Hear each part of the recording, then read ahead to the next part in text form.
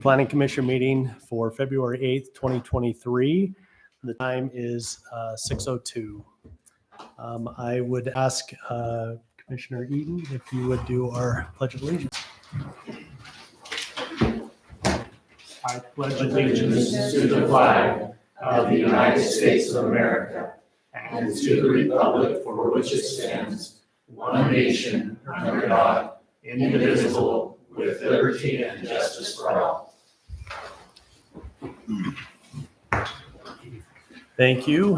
Any of the commissioners have any disclosures or declarations to make tonight?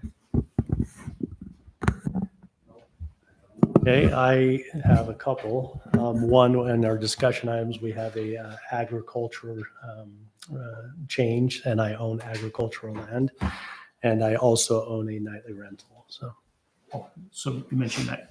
So I do have a possible conflict of interest in the discussion items of combining two lots. We are looking to combine two lots. Okay. All right. Thank you. Okay, anybody see anything that we need to change in the agenda? Yes. There seems to be a problem with the agenda. On business item F1, you're holding a public hearing on the nightly rental ordinance to address the limited moratorium. You did not public, it was not published. And what you got notice of public is public sought amending nightly rental ordinance residency clause. And that's not in here now. It was in my agenda the other day. So City Council expanded it to include the limited moratorium. So that's what we public notice. We're not required to do a public hearing tonight at all. This is not moving on to council. It's just a discussion item. So we're not required to do a public hearing at all, but we do want to hear from the public on the residential requirement. So the public can speak on that. It's included as part of the limited moratorium is put in place, which we'll get to when we get to that item, but it's put in place to address all aspects of the nightly rental ordinance. The part of that we're hearing from the public on tonight is the residential requirement. So how come I can't see that? Well, probably because we public noticed that You're telling me it's all inclusive, but it's not. So I'm just having a hard time with that. Well, what we did a public hearing on is more narrow than what you're discussing. You're discussing the umbrella. The public notice is one item under there. So that's what So I think tonight we'll gotcha. allow them to speak on the Yeah, moratorium on the and residency public clause. hearing.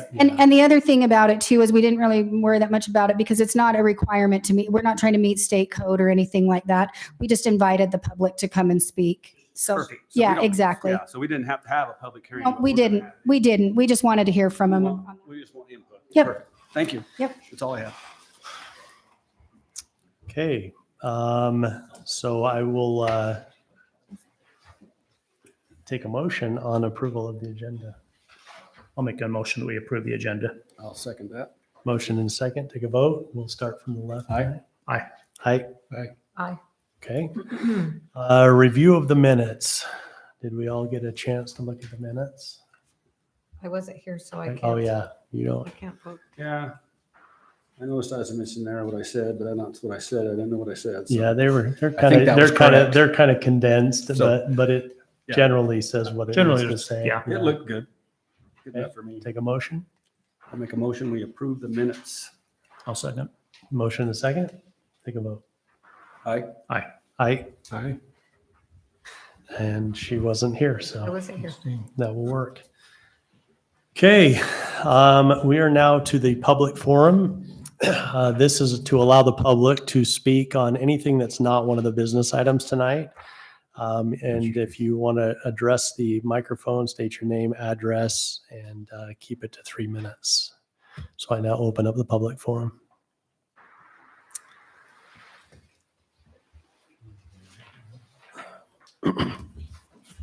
I always, I don't envy you guys' position up there, and I'm very grateful for the work you do. One of the hardest times of my life was when I was sitting in your chair, and I didn't sit there very long because it was just not fun.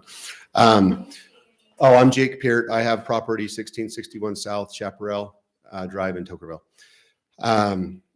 I guess what I'm trying to figure out, the same thing I was trying to figure out when I sat in your seat, is what's our real objective in Tokerville? What's our purpose? We were actually discussing nightly rentals at that time. It went on forever. And I was always trying to figure out what our underlying objective was. And do we want to control it? Do we want to open it up? Or do we believe in free enterprise? What do we believe in? What are our underlying principles and values? And I stood firmly that America is great because America is a place where we have free enterprise, where we don't have a lot of control in government, where government lets us do what we want with our property, and putting limits on nightly rentals discriminates against people. If I had 2 neighbors that had nightly rentals, and I felt that if I wanted to have one, it should be fine. And they were thinking about putting a limit that you should live, if you had a nightly rental within 300 feet or 1,000 feet or whatever, you couldn't have another one. And to me, that's anti-American. It goes against free enterprise. It goes against what America stands for, where competition and the business that does the best is going to survive and going to make it. And those that don't do well are going to go away. And when there's not a demand, it will go away. So that's my thoughts for tonight, and I appreciate again all you guys do. Thank you. Anybody else? This about the nightly rental. Yeah. Then it's on the agenda, so Right. they have to speak during that public forum, Right. that public Right. hearing. So if that's what you're going to address, we will open it up to a public hearing as well. So This- Can I talk on the residency requirement? Not right at this point. We're going to do that and allow you time to speak when we get to that agenda item. This portion of the agenda is so that you can speak for 3 minutes about anything that's not on the agenda. So if you want to talk about the nightly rental or the residency requirement, that's totally fine, but that's going to come a little bit later Okay, in the agenda. So we want to hear from you, but it'll just be a little bit later. Yeah. thank you. Yeah, something general.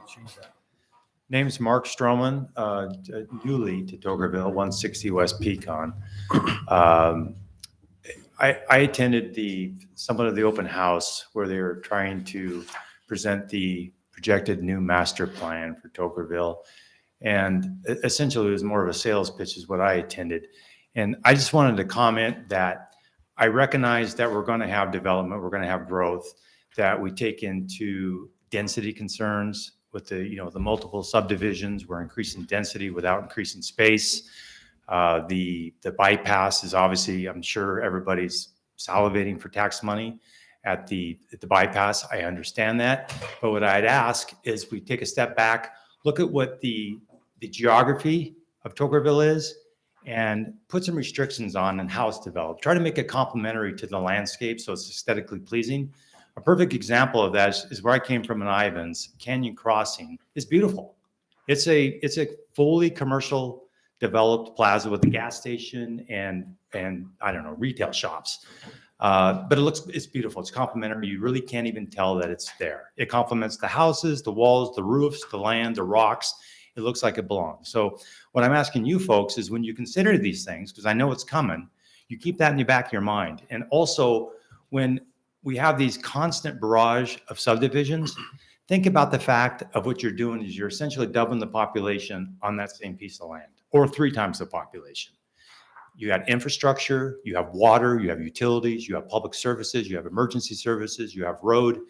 We don't have to go very far. We can go down to St. George and see what density has done. You can't drive anywhere. We don't want that here. Thank you. Thank you. Anybody else? Okay, I will close the public forum. That takes us to the report section. I don't have anything to report tonight. Any of the commissioners have anything to report? Okay, that will get us to the business items. Business item F1, discussion on ordinance 2023, nightly rental ordinance to address. Is this where Riker does any reports? Oh, I am so sorry. I didn't even, I missed that. So Yeah. really quickly, just Sorry about that. just so you know, we went to the Transportation Expo yesterday, and at that we were able to talk to quite a few citizens as well as general people from St. George, the whole entire Washington County area, as well as outside. There was a few people from outside, from California, from Nevada, from Arizona, Colorado, and some people from Salt Lake. it's pretty interesting to see, the Transportation Expo is basically the biggest thing we have in our town right now, as everybody knows, is that the bypass road going through. It's been for quite a number of years. It's been anticipated since the 1960s. But anyway, there was a lot of great input from us. And there's a lot like what people are talking about is the developments that are coming, the concerns of the natural resources and keeping the beauty of Tokerville. So the Transportation Expo was very helpful to get insight from people, as well as to inform people of what it is, because a lot of people don't realize. They just see little bits and pieces of the parkway over there. And a lot of people are thinking, oh my gosh, it's just going to be just a big menagerie of development. So anyway, but it was a great place. I don't know if Riker has anything to put in. If you want. No, just that we had a lot of comments on the bypass road and the reservoir, and lots of interest in Tokerville. Yeah. Wanting to know if they could move here. Awesome. Okay. Anything else? No, that's it. No, the rest of the stuff's on the Sorry, I agenda. tried to pass you by. Fine. You're fine. Okay, takes us to the business items. F1, discussion on ordinance 2023, XX nightly rental ordinance to address the limited moratorium. Have we got any comments from staff on that? Well, a couple of things. One, I'm actually wondering, I think this one is probably going to take quite a bit of time for discussion. I don't know if the simple subdivision is going to go faster. I don't know if the applicant are here. I don't know if they're staying for the whole meeting, but I'm just wondering if you want to amend the agenda to move 2 to 1. I don't have a problem with that. I'll take a motion. I'll make that motion that we amend the business items, put 2 in front of 1. Business item F1 will be second. F2 will be the first in business Yes. items. Okay. Got a motion? That is a motion. I second it. We got a motion and a second. Take a Aye. vote. Aye. Aye. Aye. Okay, we will move those. So we will discuss first, or the first business item will be discussion and possible action on a simple subdivision application. Whoops, sorry. Application submitted by Jesse Olds, tax ID number T53A, T49A1B-A, and current zoning is single-family residential R112. Staff have any comments on that one? I'd like to let Riker take this, if that's okay with you. Riker? So with this application,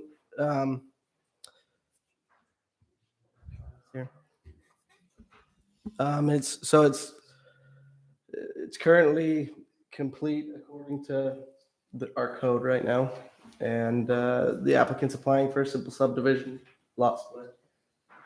You can see there on your maps on the screen here.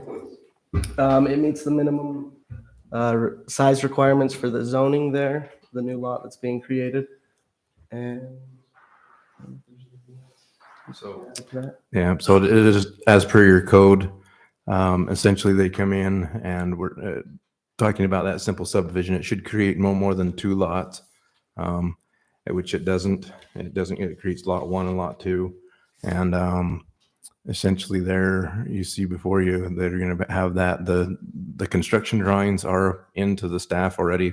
We had the first round of signatures today. There's a few minor changes to be done to the construction plans. Those were also in your packets for your review. Everything has been met that we need to. They're going to do those things as per the JUC's comments. And so the Joint Utility Committee met this morning, and I don't think they had any additional comments.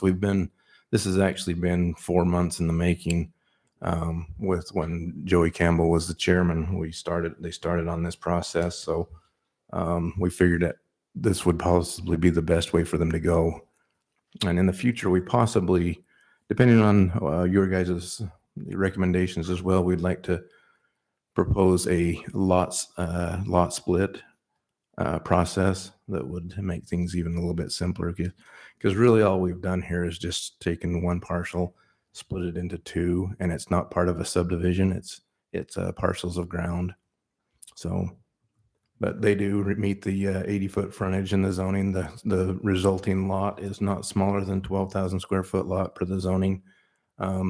The Joint Utility Committee, they have addressed this public safety, such as fire hydrants and different things that need to be shown on those construction drawings. They will be required to do the infrastructure before they build any homes or anything such as that. It is resulting to keep the existing home in the back there in the flag lot portion of the parcel. And so the front portion there, they see the pole of the flag is actually it's going to have dual purpose, but it'd be a driveway and also a utility corridor for the home in the back, or a utility easement. Also for the home in the front. Yeah, well, most of the utilities will come for the home in the front, in the lot one there will come right off of And access, that's our access. Is access. Yeah, that's what I meant. Staff. Yeah, off the staff. So Yep. Or less. 2 or less. Yep. 2 homes or less as per the private driveway ordinance that we have in place. JUC mentioned a fire hydrant and also a hammerhead or some type of A turnaround. turnaround. Is So that if you know, if part of the you're, requirement? for those of you not familiar with the property, and I don't know, maybe I should let the applicant talk, but We will. After. there is quite a large turnaround area back there in front of that house now. Mhm. So the driveway is pretty big. It's already kind of there, and they don't have to just put a hammerhead right at the end of the 150 feet lot on that front one, Just or have a a turnaround. designated area to turn around. Yeah. So their comment this morning from the fire department was just that we need to have a turnaround. And the fire department went down, measured it off, and they said, we're really probably pretty good. They will need to put a fire hydrant somewhere in there, just because it's so far away. Is that up towards the frontage of the property then where they'll require that fire hydrant? There's a couple different places, so we're gonna have them show it on the plans. And I think I Yeah, I would. CC'd you that to this morning, yeah, because I wanted you to see those changes, because they were so, like I said, this process has been going on for about 4 months, and this was one of the last things they needed to get done, and some of the recommendations. Now, with our simple subdivision, we require that they put curb, gutter, sidewalk, and things such as that. I just want you to realize that there is no curb, gutter, sidewalk down on Ash Creek right now. And what most of the homes that have came in the infill right now have gone to a deferral agreement with the city council, but that is handled through the city council. But they have to show that on their plans. They'll have an engineer's estimate so that they know what that price is, and then they'll just do a deferral agreement in that So the dollar amount. requirement in the review process for the bonding doesn't need to happen until that comes in. Yeah, So- exactly. Okay. So that might, I know that some had comments about the bonding, and so basically in lieu of the bonding, they'll do a deferral agreement. But they will still have to do encroachment permits to hook into the existing water line and sewer line. So the question, Mhm. so on the access is that, I remember that JUC is something about to have to be hard packed or whatever. Yes, it'll have to be an all-weather surface, All-weather which surface. is What does that mean? so all-weather surface can be anything from road base, about a 4-inch road base. I think they've got road base on a bunch of it. Could be gravel, it might be a little bit thicker, or it could be pavement. So I think it's the next street Says, over where we've had a just lot of let me- issues. Oh, I sorry. didn't mean to do that. Just to correct that. No, it says 6-inch minimum of road base, just so Okay. we get the right. That's what I Okay. meant.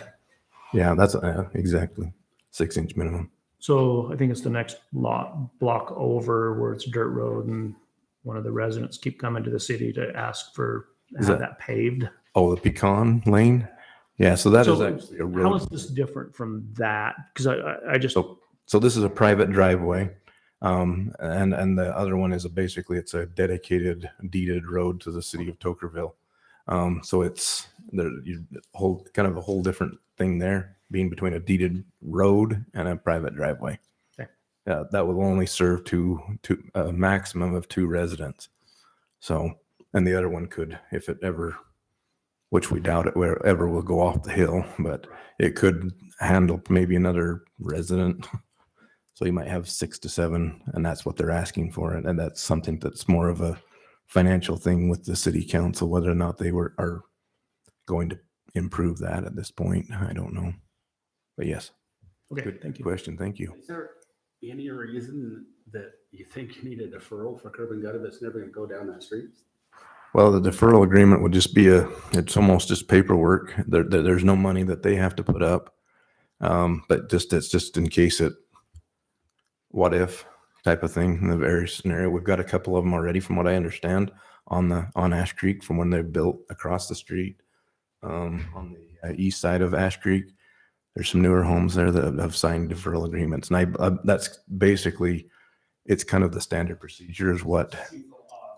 Private road. Well, it'd be on the. It's not on the private road. It would be along the frontage. They need to hear you. They need to hear Nope, you. I The would recording. love to hear from you. So comment on that, Wayne.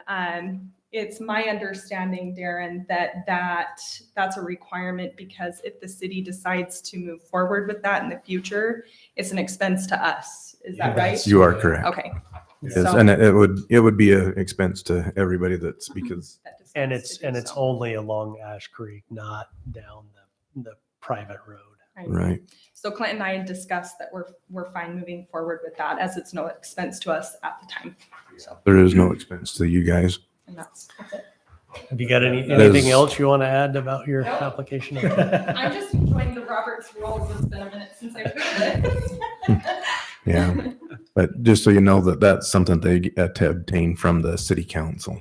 Yeah. Because of the dollar amounts, I And the did one forgiveness of myself, that. so I know what it's all about.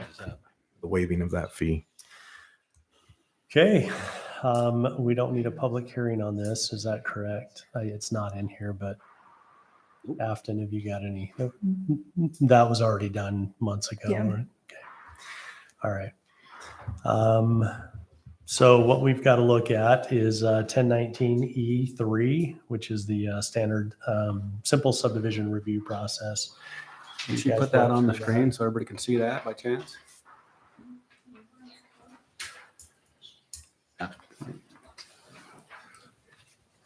Especially me, because I can't read my phone. I've got a copy here. I've read it all already. Okay. I went through the whole All right. thing and Okay.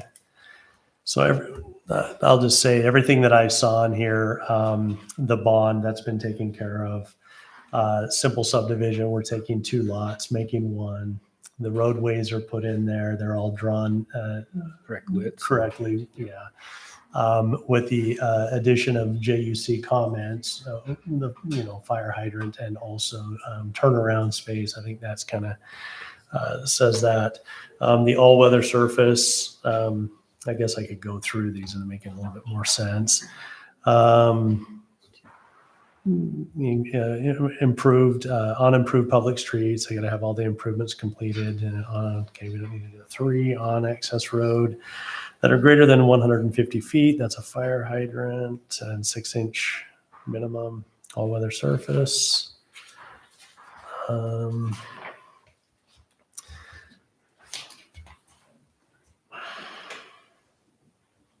Staff has gone through Yeah. the ordinance as well. Okay. So it looks to me like everything's there. You guys have any comments, thoughts, ideas? Looks good. Okay, then I will take a motion. I will make a motion. Yeah, I've been waiting for something to happen like this for a long time because these are kids of somebody who lives in town and they're able to give some property to them or trade or whatever, and they're able to build here and stay in town. That's what the small town of Tokerville Field is. That's what rural is about. And before I make the motion, those kids on those motorcycles, I just absolutely love that. I grew up like that, riding that street. I watched your dad grow up doing that, learning how to that. That is fantastic. It's funny. So just throwing that out there. I mean, they make my day. I would make a motion that we approve business item F2 with staff comments. F1. F1, it was changed to Yeah. F1. He said that too. Well, it's It's- F2. But yeah. We just moved F2. Oh, yeah. But it's okay. Well, It's still valid. It's F2, right? Yeah, I said Yeah. F2. Yep, you're good. You're good. We changed the order, but you're still fine. But I don't think we need to include anything else because, you know, they're ready to go to work. They're ready to build their house. Pass it on. Okay, so I've got a motion for approval with JUC comments. Really quick, you might want to just put the condition that they finish the construction plans get signed. Yeah, I noticed they weren't signed, but Yeah, that's the only thing. That's the only thing that. Yeah, that and they'll have to record that final plat Mylar. Okay. Approval with staff comments is the motion. Yes, Yeah, let's we say need to add that. too. So would you add staff comments to your motion? with staff comments. I second the motion. Okay, second motion. Take a vote. Aye. Aye. Aye. Okay. That will move us to business item F1, discussion on ordinance 2023 nightly rental ordinance to address the limited moratorium. So, yeah, I have a couple of things on this. I'm just looking at the SharePoint packet. And I've actually asked Daisy to add 2 things to this currently.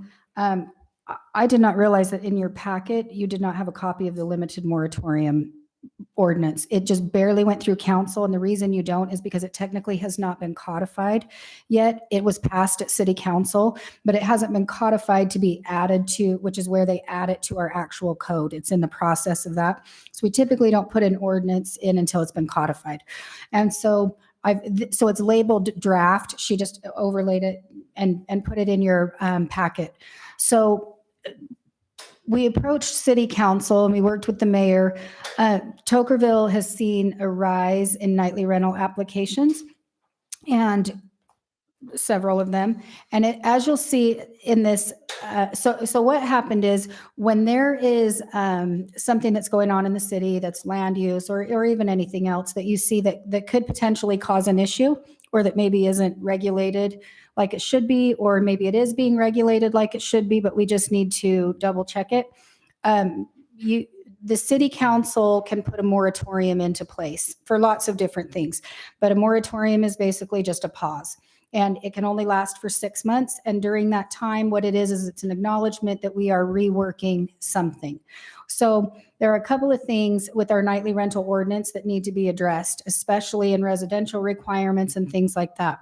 So when you look, so city council acted on the limited moratorium. It goes for 6 months. So for 6 months, there will not be any nightly rental applications accepted. If you're already in the process, those will still continue to move forward through the process.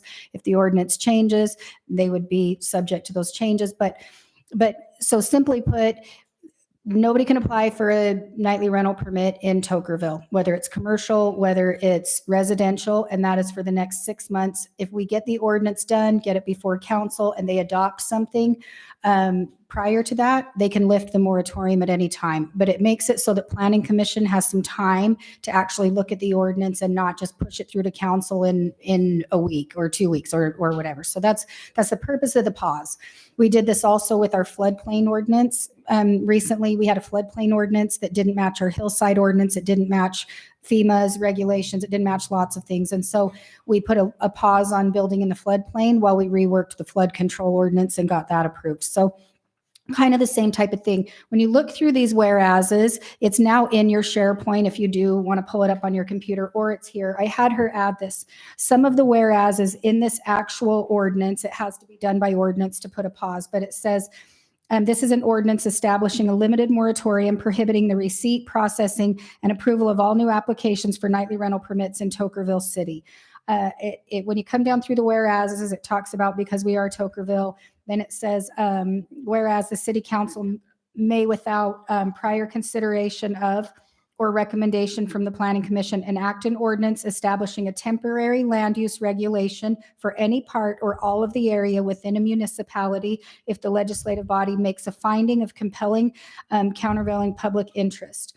So in here where it says it talks about, then it lists the reasons why we have this moratorium. It defines a nightly rental as the act of leasing a dwelling. It kind of goes through that. Then, not kind of, it does go through that. And then it talks about the residential requirement. Now, according to Attorney Snow, Attorney Jenkins, we've checked with the Utah League of Cities and Towns, and we checked with another land use attorney firm here in St. George. And all of them are in agreement that a resident, say requiring someone to be a resident is challengeable, and that there's a good possibility that it violates the Equal Protection Clause of the United States Constitution, so that it is actually unconstitutional to say that someone has to be a resident. That will still be obviously sorted out by attorneys to make that definitive, but for us, for now, we understand that requirement needs to be lifted based on legal counsel's recommendation. So that is one thing that we are looking at removing from this ordinance, is the residential, you have to be a resident. The other thing is it does not address spacing or sequencing.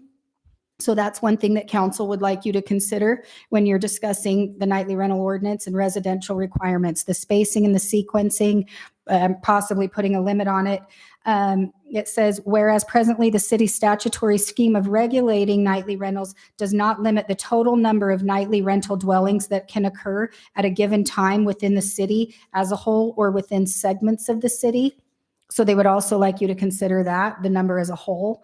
And then it says, whereas between January 1st of 2020 and January 1st of 2023, in 3 years, the city has seen the number of active nightly rental permits rise from 2 to 14, which is an increase of 700% in 3 years. It also should be noted that when we went back through these today, that's a rise in those. We currently in the city have about 28 nightly rental permits if everybody meets their conditions and renews. And those run in 2 different categories. One of those is conditional use permits from years prior that run with the land, and the others fall under our actual nightly rental permit. So, but between the two, if everybody renews their business licenses and things and meets their conditions, then we will have about 28 in the city. So, but just in the last 3 years, there's been a 700% increase, which doesn't sound like a lot, but it sounds like a lot of 700%. But when you look at the total number saying, 14 doesn't seem that bad, you've got to put it in perspective of the entirety. So that was one. And then it said, they also cited one thing they'd like you to take into consideration are the studies conducted by the Kim C. Gardner Policy Institute, where they talked about affordable housing and that nightly rentals, especially in residential areas, could potentially negatively impact affordable housing or turning neighborhoods into that affect housing prices. So affordability was one thing they wanted you to look at. Then it says, this is the part I was saying, it says, whereas the city has also been advised by its city attorney that the owner residency requirement for a nightly rental permit likely runs afoul of the Equal Protection Clause of the Utah and U.S. Constitution and should probably be eliminated. So then it talks about this. It says that city staff, planning commission, as well as itself, planning commission needs to further analyze and likely amend the city's current statutory scheme of regulating the nightly rental dwellings throughout the city. And that while such analysis, research, and revisionary drafting is being conducted, that the number of nightly rental permits issued in the city not increase. So city council wants you to consider those findings, and then they'd like you to make some red lines to this, and they'd like you to take action on it and send it back to them when you feel that it's ready. So, but yeah, we have currently, it should be noted that this year, we've already approved 3 of these nightly rentals because we don't have a reason not to. They meet the ordinance. We have 4 open pending applications right now that are waiting for this ordinance to be amended. Some of them are residency requirements. Some of them are the requirement that it has to occur under one dwelling, one roof line. We have some people in town who have spent about $100,000 to connect their house to a second dwelling to make that under one roof line. We also want to try to address this. We've talked to people in Hurricane where they estimate that they have about 900 unregulated nightly rentals. So we'd like to kind of get a jump on this and make it so that people who can comply, that they can. We don't want to stop people from doing this if they can meet the ordinance and things. We also don't want to just turn into, Park City or one of those cities that's all it is. And so, yeah, so that's kind of what we're doing. I thought that you had a copy of this, but I didn't realize that it hadn't been codified yet. So this is now in your SharePoint. This is also part of what we're talking about. We realize there are lots of different elements. So this is a discussion item. It is not required to make decision and action and send to council tonight. So you've got plenty of time to read this. That 6-month pause is in effect. And that runs from the last city council meeting, 6 months from the last city council meeting. So you've got some time to read this. It's okay if you haven't read this part, and it's okay if you need to brush up on the nightly rental ordinance too. Like we said, we are having a public hearing on it tonight. The public hearing is to gain insight specifically about the residential requirement that we think is, well, according to the city attorney, is unconstitutional. But if they do have other input and you feel as the chairman that you would like to hear any and all input, now that you've actually seen the whereases, then you can call for that too. And I'll do that in a public. Yeah. Yep. So that's kind of the background and the history of that. You guys are all familiar with the nightly rental ordinance. So thanks. Can we get a copy of that? That's, Yeah, it's in your SharePoint now. She just uploaded it and she's making copies We can right now. print you- We can print you one. oh, we got it right here. She's getting it right now for you. To you right there. He is on it. Yep. So is this getting handed to us? Yes. Yes. Well, Yes. Oh, we gotta be careful with that. it's Not right this second, but yes. This is an ordinance here. This is an ordinance, and they're handing it down to us. Yes. And they're telling you, and in that ordinance, in the limited moratorium ordinance, they're telling you you don't have to do anything to the limited moratorium ordinance. What the limited moratorium ordinance is asking you to do is examine our nightly rental ordinance. so this You're great. So the limited moratorium is in effect. The ordinance is in effect. It's giving you direction and instructions to address the nightly rental ordinance. That's exactly what they're doing, is giving you instructions. So, yeah.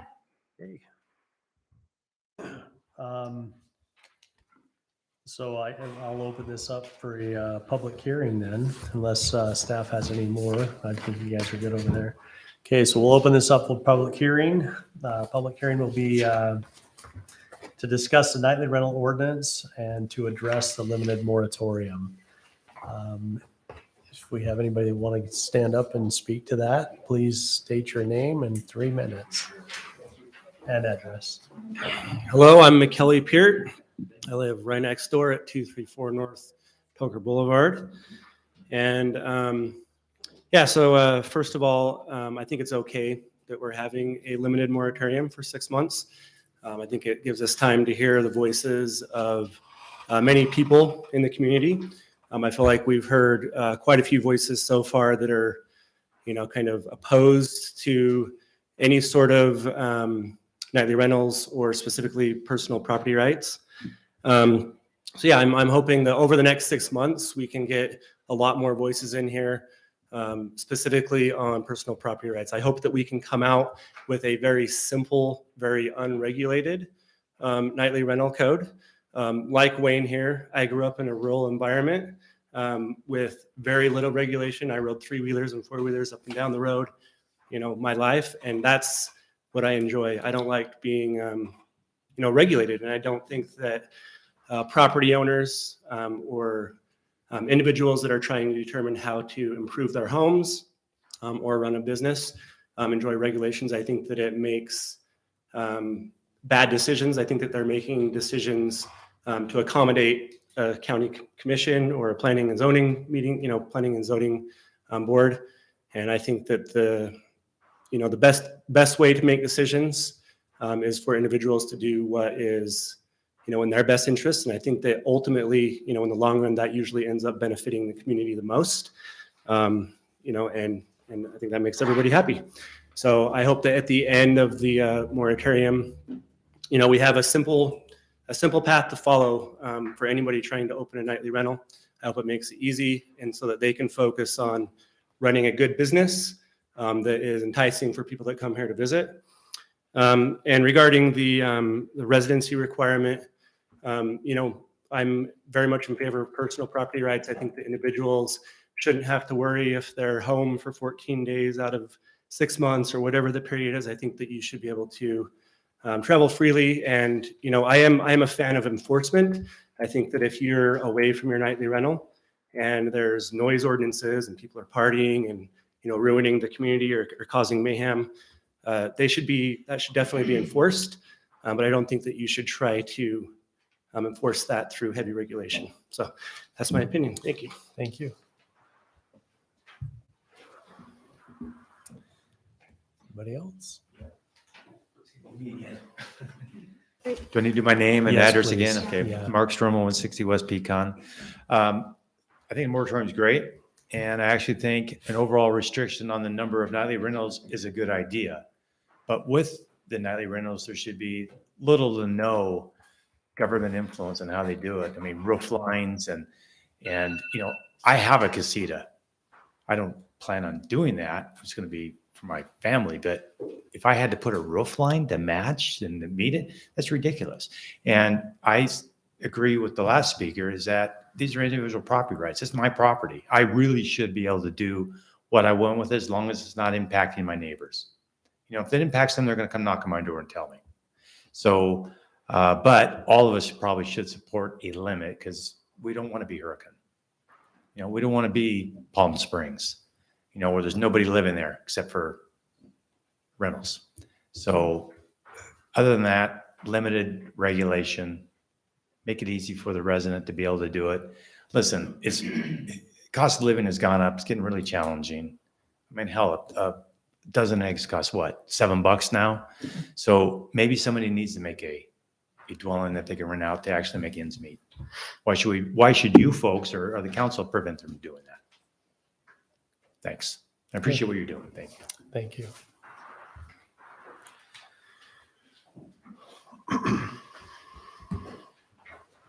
Deloy Beisel, 558 South Westfield Road.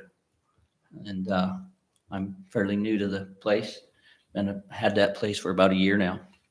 And I guess the comment I'd like to make is my wife and I had a dream to retire down in this area of the state. And we're just east of Heber City, which is where Sean grew up. And we're pretty close to Park City, so we've seen the good and the bad. We've also had a nightly rental, and we used the Airbnb format. And I can tell you, I picked my renters. It's not like renting a home where you can't discriminate, because you actually get people, if you don't know this, you get people ask you about renting and you get to make contact with them and pick whether you'll rent to them or not. And we have, in our home there in Woodland, if you know where Woodland is, we really thought we had it pretty good. We just needed a little extra income to help us. And we were able to regulate it ourselves, and we didn't have any problems. And it was our choice of renting. And I agree with the property rights thing. I believe there needs to be management in the process. So I'm glad of the moratorium. I think I'm one of the applicants that she talked about, actually, because there's my wife and I in a 2,600 square foot home up there. And the whole basement is just sitting there empty. But I guess that's my comments, just for your information. Yeah, thank you.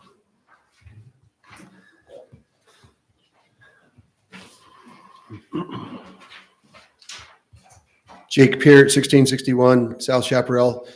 I just get really concerned about limits. I think it's just totally opposite of a free market. And I'm probably the reason that there's a clause in there to be a resident, because we went over and over that, trying to limit it somehow, some way, and we just couldn't figure out any fair way. And obviously, the way we thought was fair turns out to be discriminatory and unequal.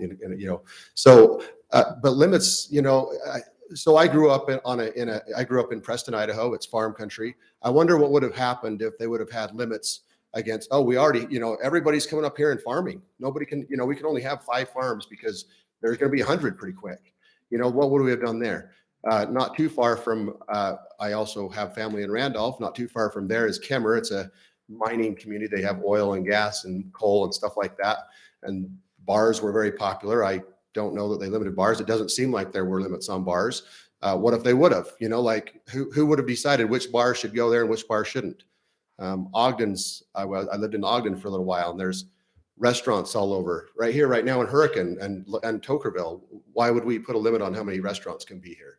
So I think we need to be really careful on putting limits on things. I think that starts to infringe on property rights. I think it starts to shift the market as far as affordable housing. Like the market will balance itself out. And the other great thing is then we don't have to be the judge on things. We don't have to show favoritism to people. They get to, the market determines that, when somebody wants to do something with their property, if the market allows it, it allows it. So I hope we're really careful on putting limits on what we do here in Turkey.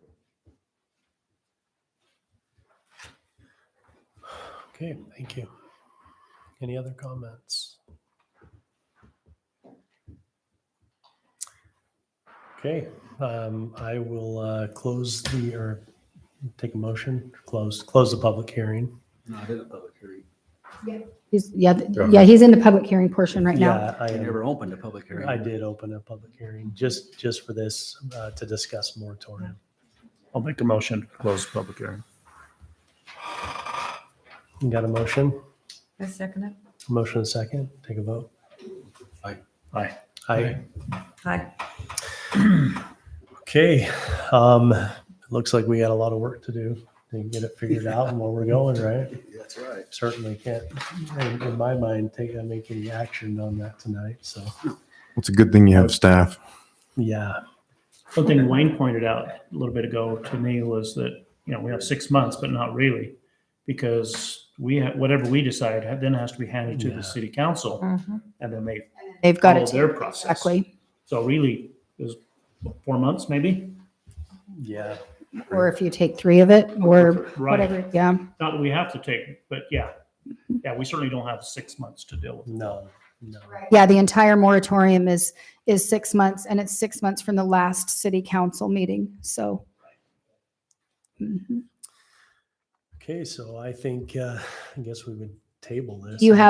First, do you have any recommendations for staff? Because staff will actually, what we're looking for tonight is we're looking actually for some feedback from you that Riker can put into an ordinance, that he can redline that and get that back out to you so that you can review it. So, okay, yeah, Riker's ready to take notes. Got my own guy working on this, the residency thing. Okay. Likely. I don't likely like that word. I want a statute that shows that. They want us to take something out, and I've argued this point until I have a statute or something that proves that is true, or a directive from your lawyer. I will stand by the residency thing because that's what the code is. So I'm asking you guys to get me a document, or just have one of your lawyers come up and say, we are doing this, you're taking it out. And then that would really help me out. Okay.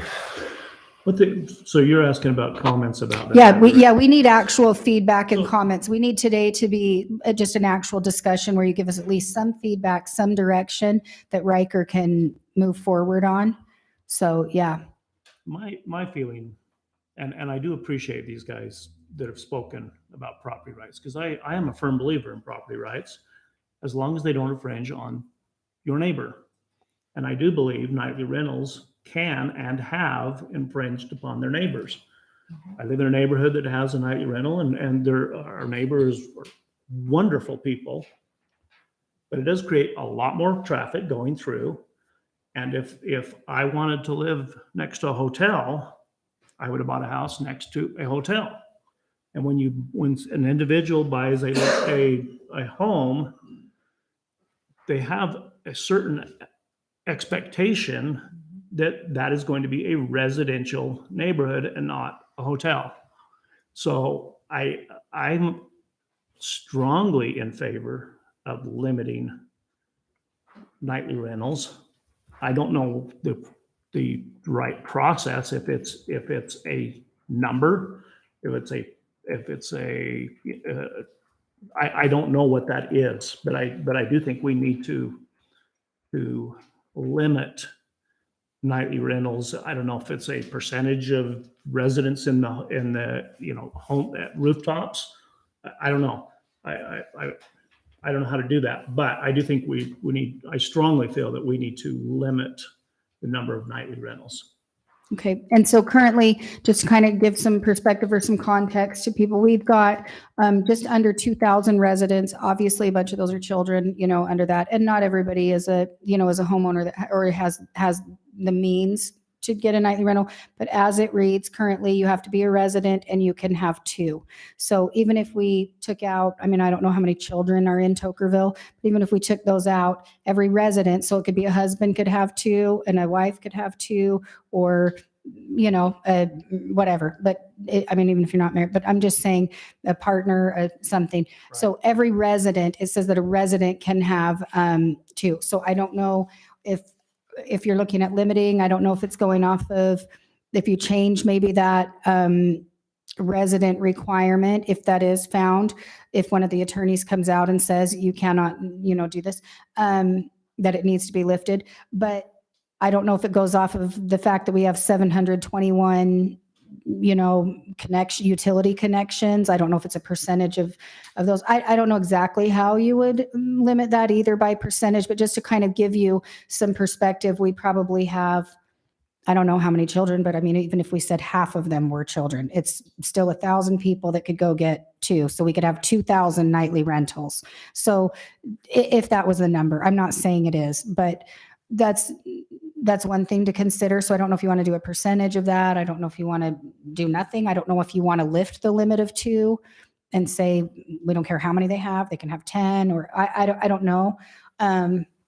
With that was part of the argument of why people were pushing for the commercial development to have nightly rental complexes to then justify limiting residential.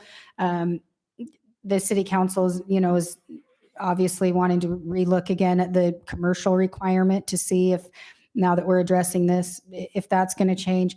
Anyway, so I don't know how you limit it either, but that's kind of the math. Everybody can have 2. So even if we've only got 1,000 residents that are over 18 or that could do this, you're looking at 2,000 potentially. So I've Residency, you're right. Yeah. That ordinance would allow husband, wife. Yeah. As our residents. That's a very Right. good catch. Thank you. So I've done a lot of research in a lot of different codes, looking at different ways to limit or to have something that works. I actually have a couple of kids who can't find housing right now, and I keep seeing these small homes on the boulevard come up for sale and get swiped up, and then pretty soon they come in as a nightly rental. So I do know that I see the impact that it has on them. These homes are now out of reach for them, and they can't find them anyways.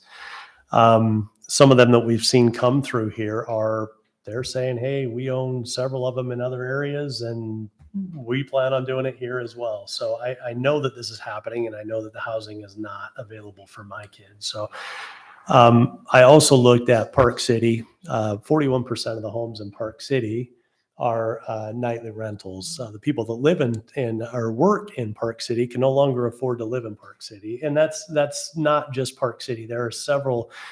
I had a friend, I think it's Teos or whatever it is in Colorado. Same thing. They had to buy a hotel and rent it out for the workers so they could work, stay in the city. So it definitely has an impact. I own a nightly rental. I can tell you, we get to choose, kinda. And I will say that I read the thing and it sounds like a good person and they've got a good review. However, I've had some parties at my house that I didn't like. I personally have a nightly rental at my property because it's attached to a wedding venue, and if I didn't have to, I would rent that out full time. So we're not keeping people from renting out your basement. It's on a short-term basis. So to me, that's, I understand it's more money, and the market does correct itself. I've seen that where my nightly rental does not get rented out now. In fact, I have friends in Hurricane. Hers hasn't been, it was getting rented out every night. It's now getting rented out. She hasn't rented it out in 2 months. So, and that's kind of the market taking care of it. It's overflow, or it's too many in the market, that kind of thing. I looked at a lot of different cities, and we kind of are in a good spot, I believe, in that we can see what happened in the last 10 years in these markets where they just had no control, and it's overtaken their communities. And I don't know that that's where I want to go with it either. So, and I am a property rights guy. I was here looking for a wedding venue and was told that I couldn't, and that was very upsetting to me as well. So, with that being said, a lot of the things that I looked up, for example, I'll just say Hurricane, for example, they use a percentage of population. I don't know if do you know what the number is on that? So it's, Three per thousand? Is that what it said? yeah, so it's 3 for every 1,000 residents. Yeah. We have a way to calculate that based on the rooftops. Right. And so to me, that seems like a system that's trying to figure out your population and all that, and consistently, it seems kind of muddled to me. So to me, it would be more of a, let's attach something to the number of connections or rooftops, or however we look at that. In San Diego, for example, San Diego has 540,000 homes. They limited it to 1%, which is still 5,400 homes in that area. That's a lot of homes that are next to a neighbor who didn't know that they were going to be living next to a commercial property. And I've heard, and I know because I've seen that even my Airbnb, that there are parties that are going on. Now, I understand that that's supposed to be regulated through Airbnb and all that, but it's still happening. That's not something I really want next to my neighbor, or next to my house, kind of thing. So for me, it would be, I would say, limiting to a certain percentage of rooftops or connections.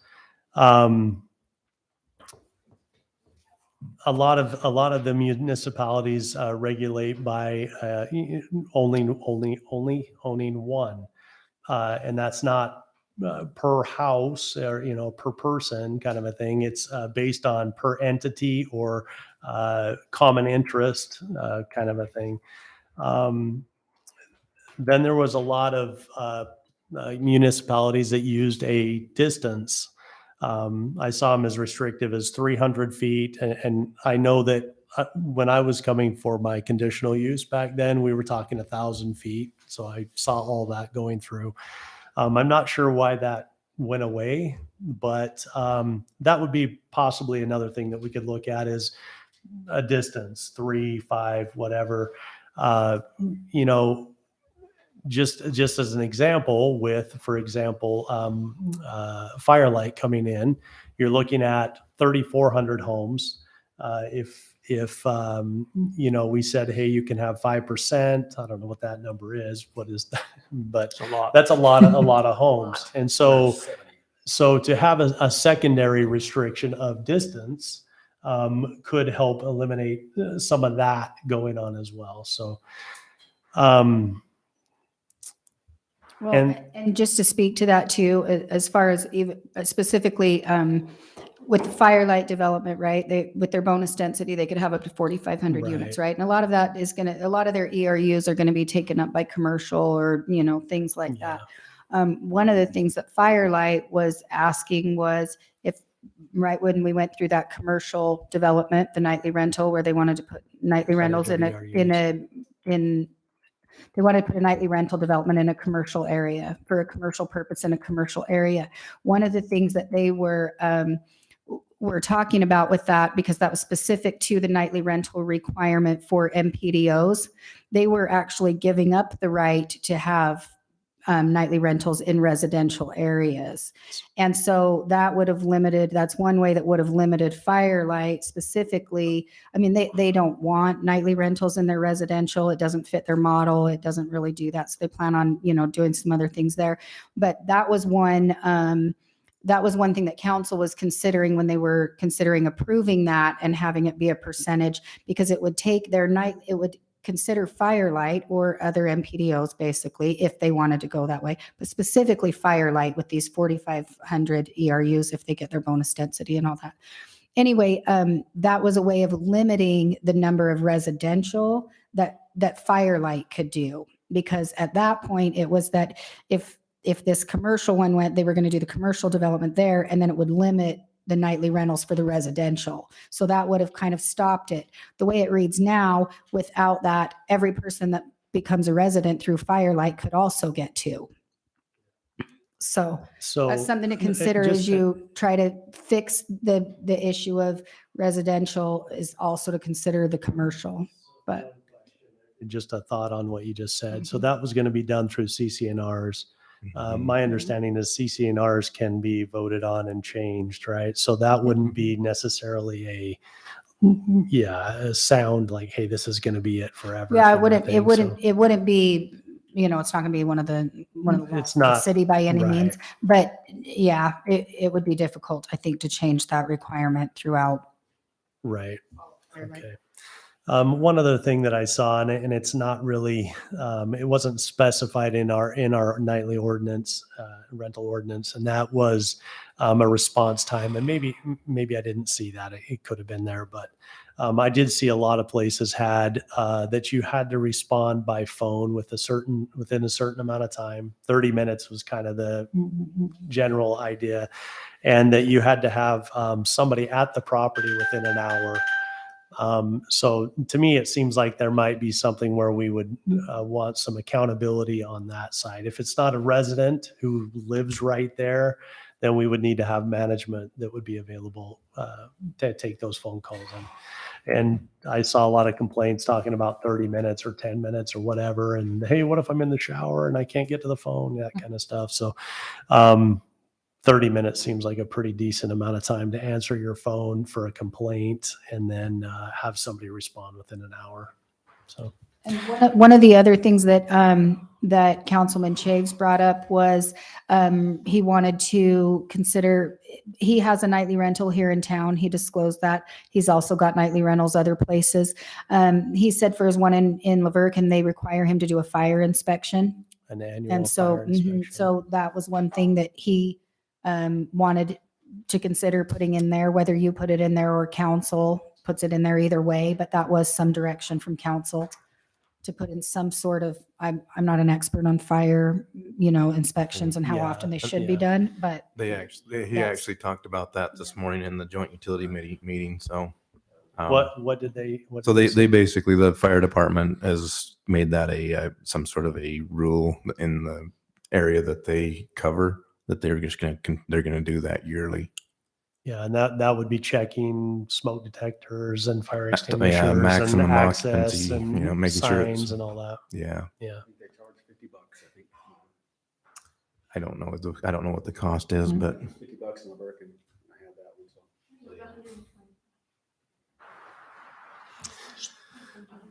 So I really like the idea of requiring. going off of rooftops or whatever number that is, a percentage. But I also like the idea of limiting by distance. That would prevent somebody from coming in and buying, 5 homes in a neighborhood, and then all of a sudden that is their right, a small hotel. I think that protects the rest of the residents in Tocqueville. And, and I sit here and I think, gosh, I think we should limit this way and this way and this way. And I really am for property owners' rights, but that means that I'm for everybody's property owners' rights. And people do have a right to be able to a certain expectation. And so, I look at Coral Canyon, most of that is nightly rentals. I used to own a portion of Coral Canyon, and people come in and buy 10 homes and they're nightly rentals. And I know people that live in Coral Canyon. That's a beautiful little development, but it's not, a small portion of it is family, is really kind of exclusive to family. The rest of it is nightly rentals. And I don't think that's what we want for this community. I We agree. haven't heard anything from this side, so. I agree. I think that we need to do away with the residential requirement because obviously it's got problems more than what we anticipated when we first looked at it and was told that it wasn't legal. But I do like the idea of a limitation of some kind by rooftops or hookups or whatever, and areas, because I agree. We don't want to be so invasive with property rights, but on the other hand, we do have to protect the other property owners. I agree, Stacy. So I think it's finding the right combination is what we need to work on and keep our, people love to come down here and enjoy this area, and so I think we should be able to have some Airbnbs, but let's not let them take over because that's not what the rest of us moved here for. Amen. I agree with the discussion. The one thing that I would say about regulations is that to say that there can be no regulations is crazy.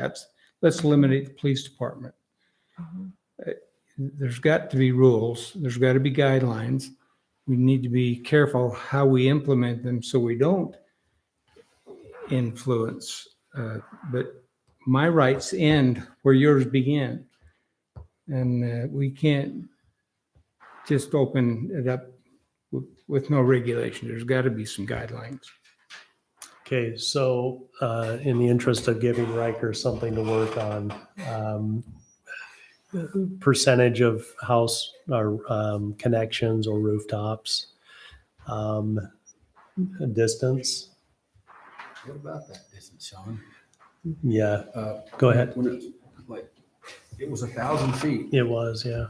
And then with that rule to protect, what we had in there to protect your surrounding neighbors is you had to have everybody within 300 feet needed to respond. Mhm.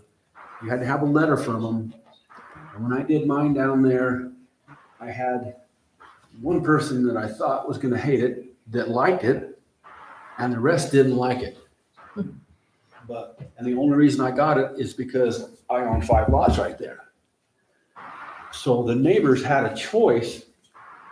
If there's one coming in, be 1,000 feet apart, 300 feet apart, at least they got a chance to voice their opinion if they really wanted that there. And if they didn't, if it was 75%. If you didn't have 75% yay, you couldn't have it. And I think the distance thing is probably a good idea, but to let other people know what's coming. That's current, I'm sorry, but that's currently, if you get a permit, you have to notify 300 feet, 300 yes. feet around, right? So Yeah, that's but still, but it's not based on. but it doesn't say 75% They don't have of to agree or people have disagree. to. No. The 300 feet applies to the public hearing notification. Yeah, Yeah. Or you had to have a percentage, so if everybody just didn't like it, or 25% liked it, you were out. Yeah.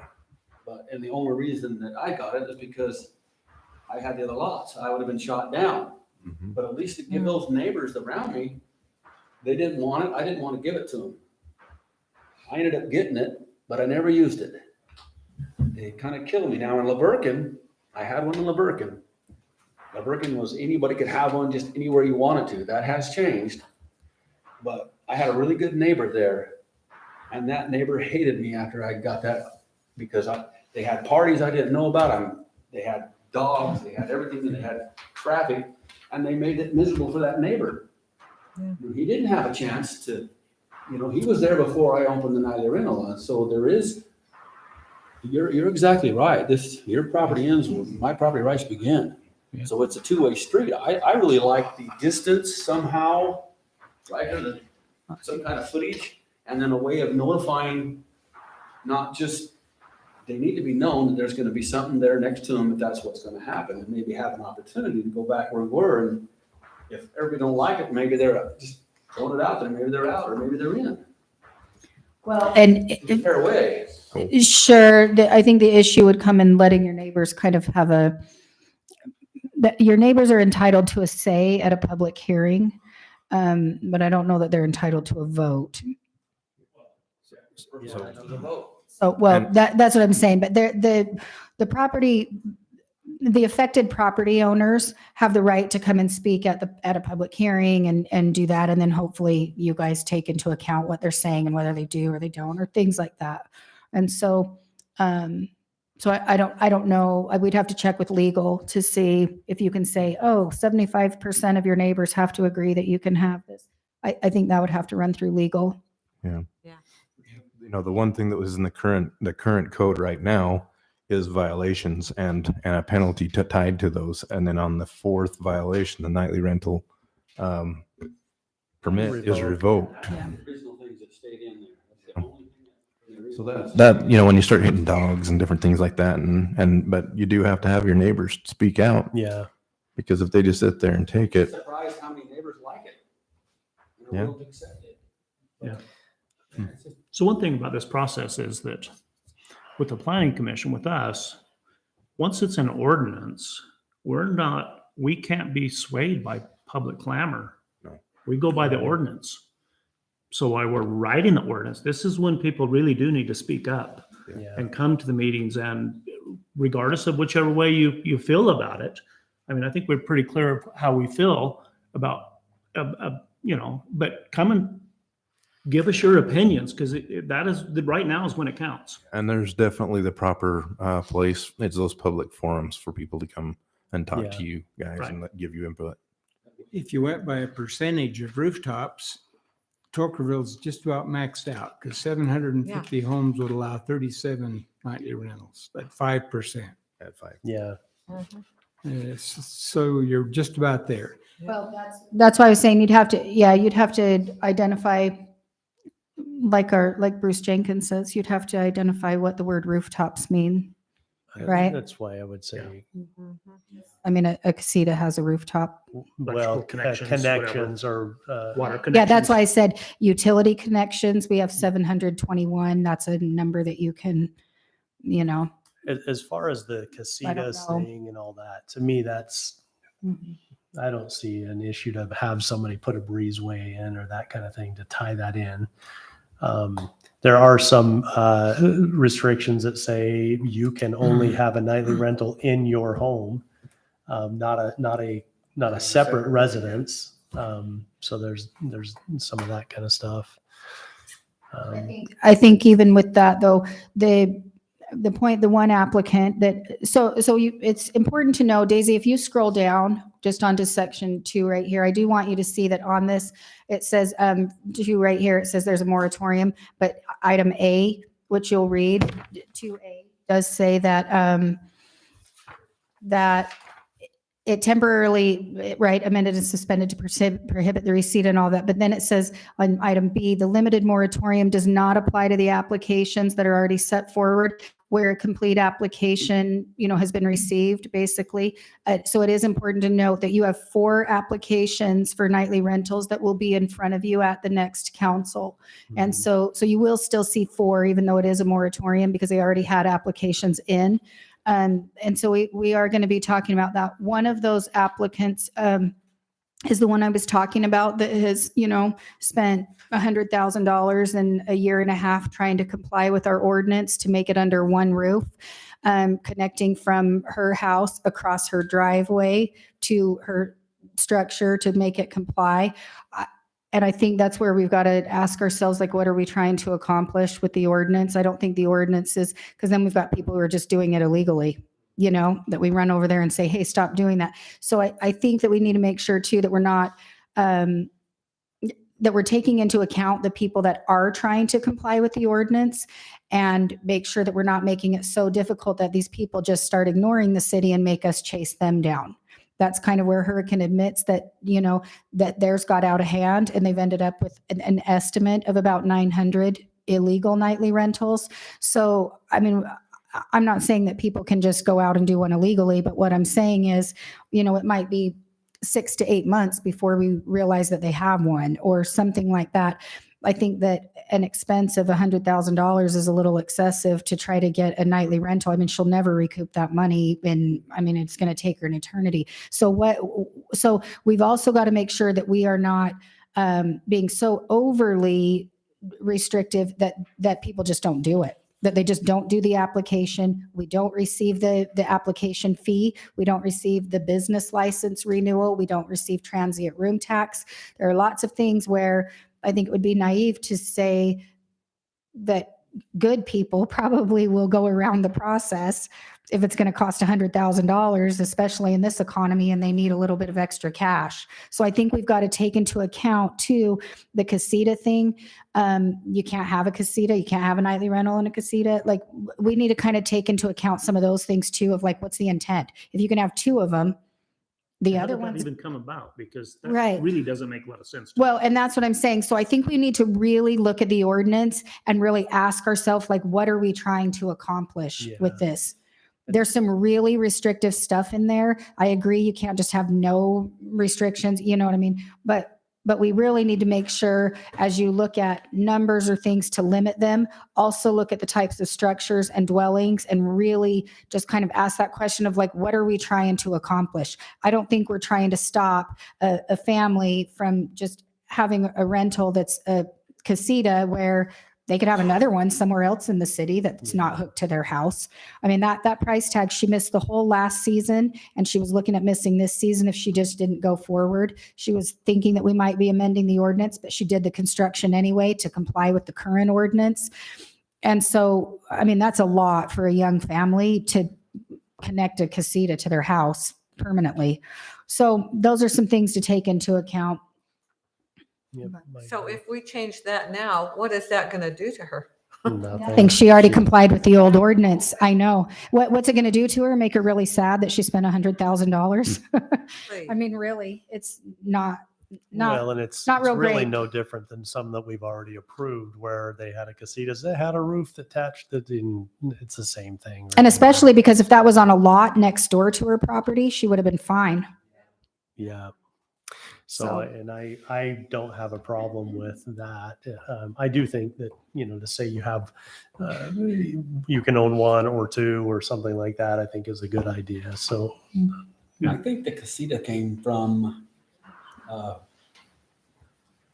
you can't just go buy you a 10 by 12 shed and stick it in the back and rent that out. right. It has to be a livable humane Yeah. structure. And we had tiny homes showing up wanting to put tiny homes next to their house and rent those out. I'm sure that's where that must be attached, the building. came And there are from. some of those in Laverton. There's some in Tocqueville. Well, there's some in Togerville that I know We've of. got Yeah. 7 or 8 illegal ones that they don't want to pay. How That's many something- are illegal that are in Doverville, do we know? I won't say, I know exactly how there is, but I won't say, I could be wrong. But there's nothing I guess we can do about it, So Afton, I think I guess. when the city needs to put a lot more teeth in those that are doing it illegally. Oh, for sure. No doubt about it. So, how do we find these? Right, currently, it has to be a complaint that comes to the city and then we can act on it. Is there any other? There's some government software that, like, Hurricane uses a program, and they check your current they check your applications. They do some cross-referencing. The state code, and Sarah looked it up. She does permitting for the city, so she's looked at that. And the state code currently, we were just looking at it and reading it right before this. It says that you can't. You cannot try to punish someone solely for posting their property for sale or for rent on there. What the city, kind of the way that the cities are doing it is, even if they are looking at a VRBO site or, Airbnb and seeing it on there and doing that, they're not citing them for listing it for rent. They don't have a problem with the fact that it's on a website. You can post whatever you want. You could put a sign in your yard. You could, you know what I'm saying? They're not being fined for posting this online. The way they're getting around that state code as cities even if they are seeing them listed for rent online, the way they're getting around that is they're saying, we're not fining them for posting this online. We're fining them for not having a business license. We're fining them for not having a permit for a nightly rental. That's how they're kind of going about that and trying to really crack down on it. So a state code says, yeah, you can't fine them just solely for posting it online as that. However, you can for things like that. So currently it has to be a complaint. When we look into it, we see if they've got one, if they don't.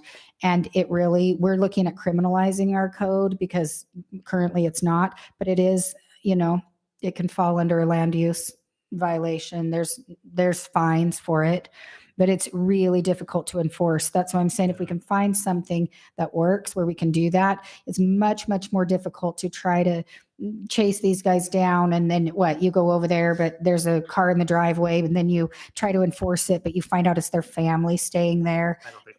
It's messy, and I don't either. It's, Okay. so, yeah.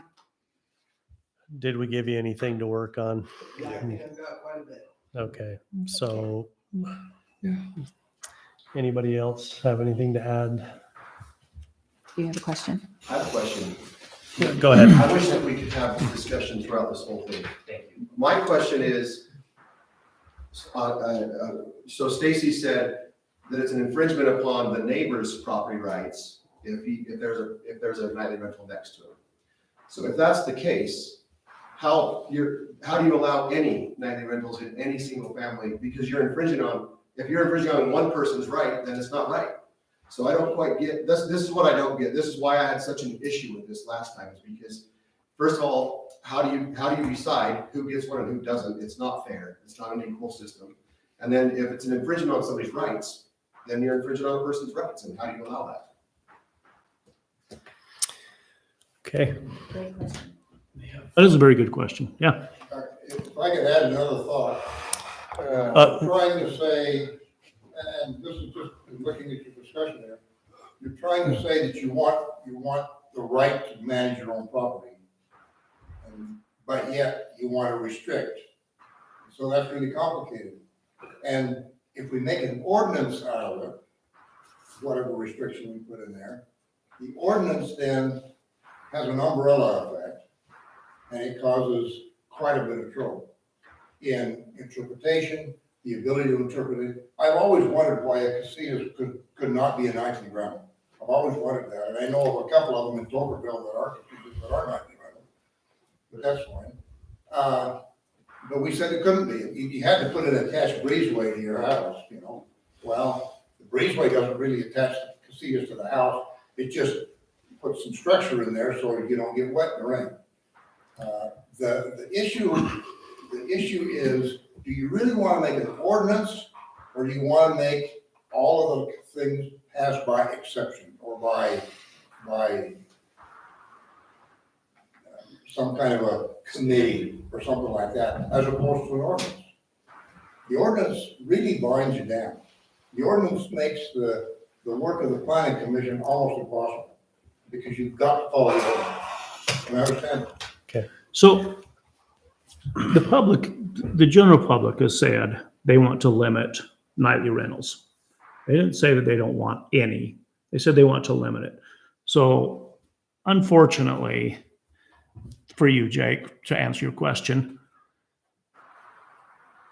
we have to balance that of what the public wants, which is they're saying limit it, versus your own personal rights. And it's just a hard thing, and not everybody's going to be happy with it. So I say, bring your comments to us as we go through this process, and help us figure it out. And how can we do that? I understand. I was very familiar with, Brown. How do we make public comment? You only have a period to make the comment. When you have the discussion, we can't add to that discussion properly. I mean, this typically isn't allowed. So, Right. Yeah. So, The yeah, public- so what would happen is, just for the process, what will happen is they will take these comments, they'll have this discussion. If you have comments or anything that's outside of this meeting or outside of a public hearing, you can always come and talk to us. You can come and talk to staff directly, and we meet with people all the time, one-on-one. We have people come in all day. So, About the dialogue is actually very useful. I think dialogue Yeah, so, Oh. yeah, so what will happen is, so they'll take these feedback and things like that, they'll put it back into an ordinance, and then it will come back before them, and because it has changes, there will be another public hearing. If you have comments before the next planning commission, you come in and meet with staff, and we can draft some of those, we can take them into account, we can address them just how we did tonight with staff comments, and say, how I said, Councilman Chafe said he would like this considered, they would like this considered, so this will go through multiple rounds, so, but I guess this is the part where you're just glad you live in a small town and we're doing dialogue. Yeah. Yeah, because this doesn't happen. in Normally- big Yeah, it doesn't cities. happen, this it doesn't wouldn't happen be in my- Ivans. Yeah. Yeah. So that's kind of where we are. But yeah, you can always come and talk to staff. And the comments will make it to. Yes, they go into it, what's called staff comments, and they get presented to them. So yeah, Yeah. that's okay. Sure. It's up to the chairman. Go quick, go ahead. So we moved from Laverne, actually just right up the street from where Wayne Mhm. owned his Airbnb. And then also doing real estate, I sold to several people that bought Airbnbs in the area.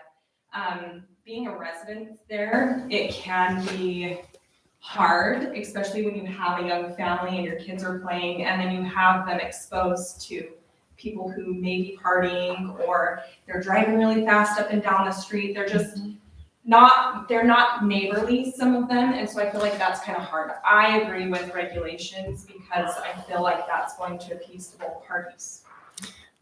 And I agree with that. That's been my experience. We have a lot of people that do follow the rules, but then you get some that are, partying all night and things like, right, exactly. I can make a comment. And I happen What- to see it. We're, Detached. I want to make one last comment. Detached Okay. home. this will be the last It comment on has this. a bedroom, it has a kitchen, it has a living room, a full bathroom, it has everything. It's an apartment attached to my shop. Probably seen it. But your regulation says I can't rent that out. No, you can't. Correct. Okay?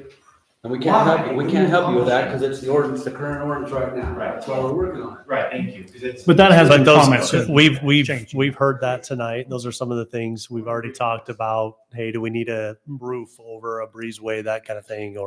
So we're going to be looking at those things in the next couple of months, trying to come up with something that works better. So, okay.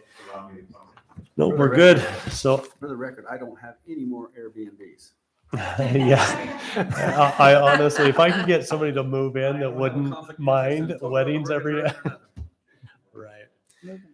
Okay, so I will look for a motion to close the public hearing on the Make a motion to moratorium. Close the public hearing. I second it. I got a motion and a second. Take a vote. Aye. Aye. Aye. Aye. Okay, that will take us to our discussion items. The first discussion item is discussion on landscape ordinance. And I know Afton's going to be able to fill us in here quite well on this, I believe.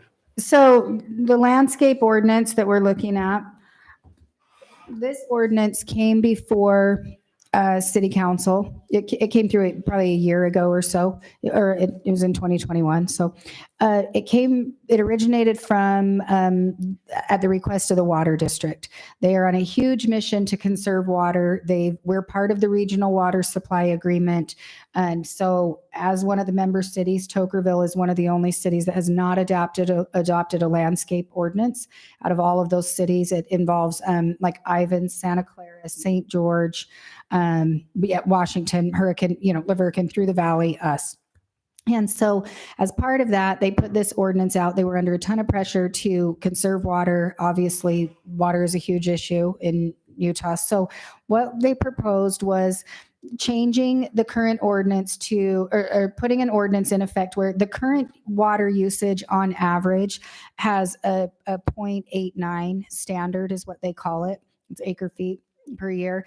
And so Zach Renstrom did a really great job of explaining at the economic summit of an acre foot of water. He said, it's acre feet of water. He's like, it's really difficult to kind of conceptualize that. So he said, if you think of a football field and then if you were to flood that a foot deep, that's basically an acre foot. Okay, so with that, what they're asking for in this ordinance is they're asking cities who are part of the regional water supply agreement to hold all new development to a 0.59 acre foot standard. And that's what they're asking for. When this came through council, it actually was denied at council. They did not pass this. They did not put it into effect. They felt that some of the things were very restrictive. And so a lot of the other cities passed ordinances that are a version of this ordinance. Santa Clara, for example, and the other cities that have passed these have put their own requirements in there. And what Santa Clara did, this ordinance was requesting that people, new development, this does not apply to existing development. This is new development. So Firelight, new development would be held to this standard. So in that, it was also limiting them to about 600 square feet of grass. Santa Clara, we kind of do a lot of similar things to them because they have they have large lots downtown. They have the lava up on the bench, which is kind of similar to out here where Firelight's going as far as outside of town a little bit. And so what they've done, and where they have townhomes and things up in the lava up there. But so what they did was adopted a version of this that allowed 2,500 square feet of grass. They did not go with the 600. They did 2,500, but it is capped at 8%.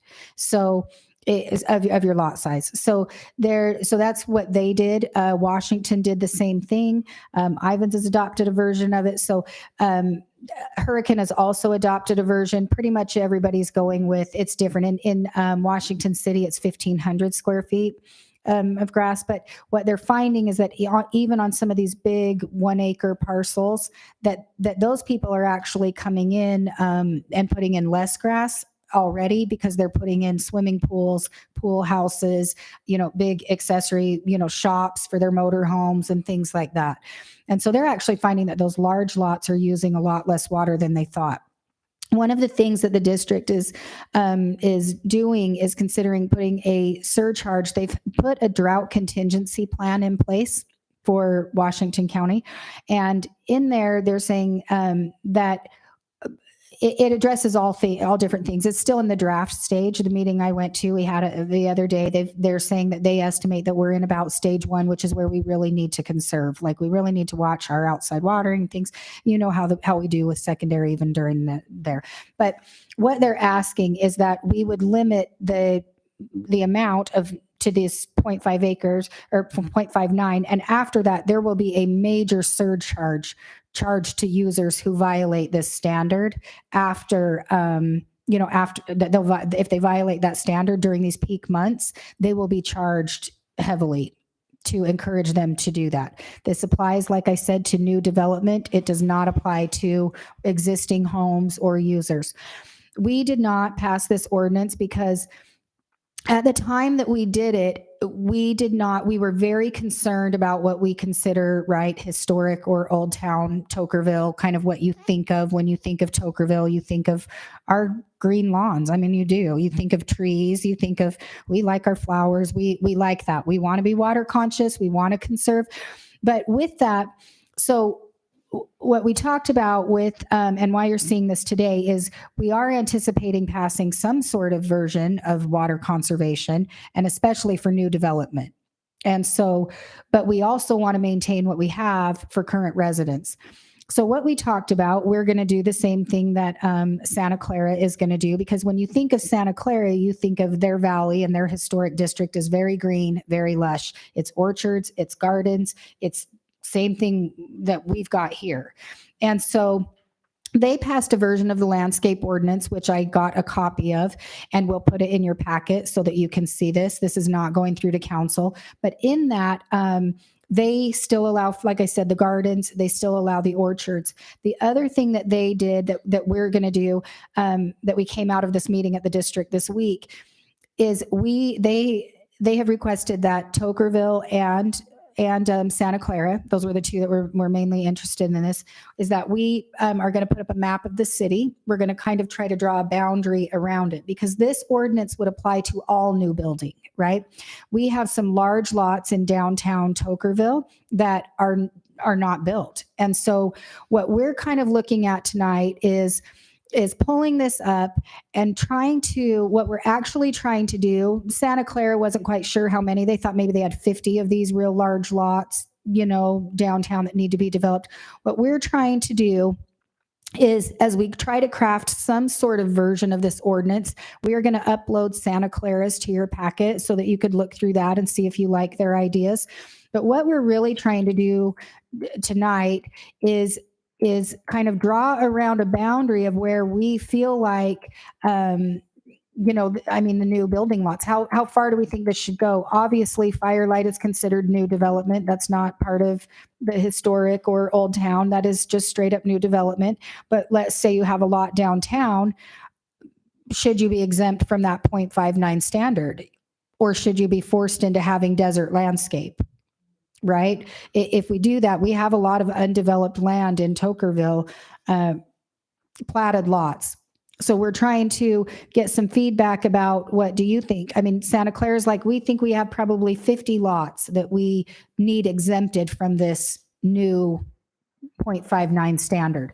We don't know what that number is in Tokerville, but we're looking for from the Planning Commission, one is feedback on the ordinance, and for two, to kind of have just an open discussion about what areas you think we should exclude from that standard. Is it just anybody that already has a platted lot? Is it just along Toker Boulevard? We just want to kind of have a discussion and get some feedback about what you guys think. So, and then obviously before the next Planning Commission, we would like to have an actual ordinance that is kind of, have a discussion, have some thoughts. And if it's ready long before that, if you guys have comments that you want to meet with Riker before then, that we can get a redlined version of an ordinance out for a public hearing. We'd like to do that at the next, get some public comment too. But yeah, so this is what we're wondering. It does only apply to new development, so new building permits, but are there areas you want excluded? I personally, I said it at the district, I said it there, I think it's really difficult to try to turn downtown Tokerville into desert landscape. So How many? I get out in new development, like out west or things like that. But I mean, do you want the cemetery excluded? Wasatch Builders has, stuff around the cemetery. Do you want that to have Xeriscape? Do you want that to be excluded from that? There are things we've got to really talk about. Get a feeling from Santa Clara as far as, you said there's 50 lots that they wanted excluded. Roughly, that was just kind of a number. It's a whole area, right? It's not. It's mostly through the valley that they're looking at, but they passed a version of it, but they do want to exclude those. They passed a version of this same ordinance, and it'll be in your packet. It didn't affect any of their current residents that had, Right. And so just these specific areas that they wanted carved out of. Yeah, because what they have is that they've got some really large lots in the valley that are not developed. Yeah. They're lots, but just nobody's built a house on them yet, What happens when these lots are split downtown? Half of it blush and the other half is desert. Right. Yep, That's the whole craziness to Yep. that, for sure. That's the conversation we're having. I would think so too. You get a map and I'll draw you a circle around everything back in the 70s that was irrigated and everything that was not irrigated, and you can separate it that way. That's historic enough because. So we do have that map from the water district when the Tokerville Irrigation Company was purchased by the water district. Yeah. And we do have those areas of where those were already. We basically, people that have pressurized irrigation right now, that doesn't mean though that if you have pressurized irrigation, you should just use thousands and thousands of acre feet of water every user. They're still holding. Never had irrigation ever before. You have pressurized irrigation in Westfield areas. That they shouldn't have pressure irrigation. They didn't have a water right. They didn't have anything. I don't know how they got it, but that would be excluded from, I think, your original green. Well, you Tokerville, talk about Choya Creek, Trail Ridge. The creek has.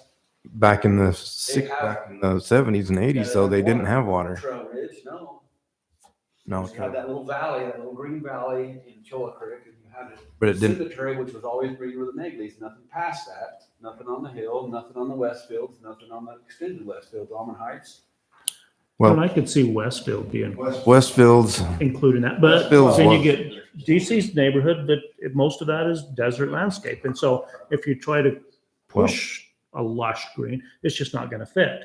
I'm not saying exclude your area. I'm just saying, Flume Hollow Wash has always been there, even with the regular ditch water. It was there, the Van Valkenburgs, the, Flume Hall Wash never serviced Westfields. Westfields was good out until you hit just about my house, Yeah, about there, and the green stopped. Yep. It was an old. historic Came, ditch yeah, that's what I'm way saying, out. is it did come out to Westfield, because we don't, basically, like I said, the Van Valkenburgs, that, everything where that ditch was, all green. that was all Yeah. green down to the river.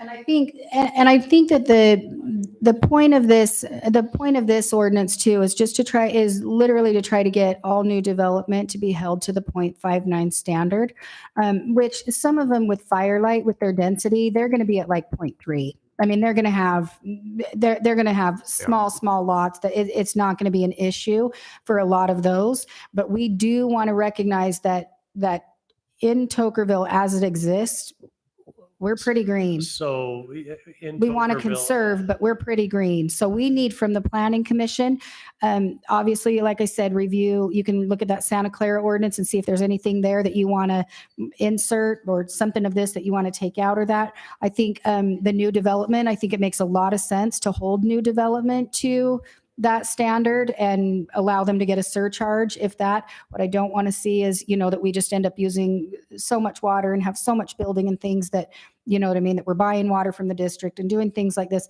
But so I think it makes sense to hold the new development to that. But what we do need from planning commission is we do need some input on areas or an area. I don't know if it's just one long strip. Like I said, if we just go down Toker Boulevard, both sides this far away, I don't know how you want to do that, but we do need to kind of carve out what we've got that is existing where those lots are. And we need to identify who really the areas that we need exempt from this. If they're already platted lots, if they're whatever, that they're exempt. I don't know how you. I think that the idea coming up with the map that was, that you have could give us a good idea of the areas to look at, certain lots that we have in there that we need to exempt.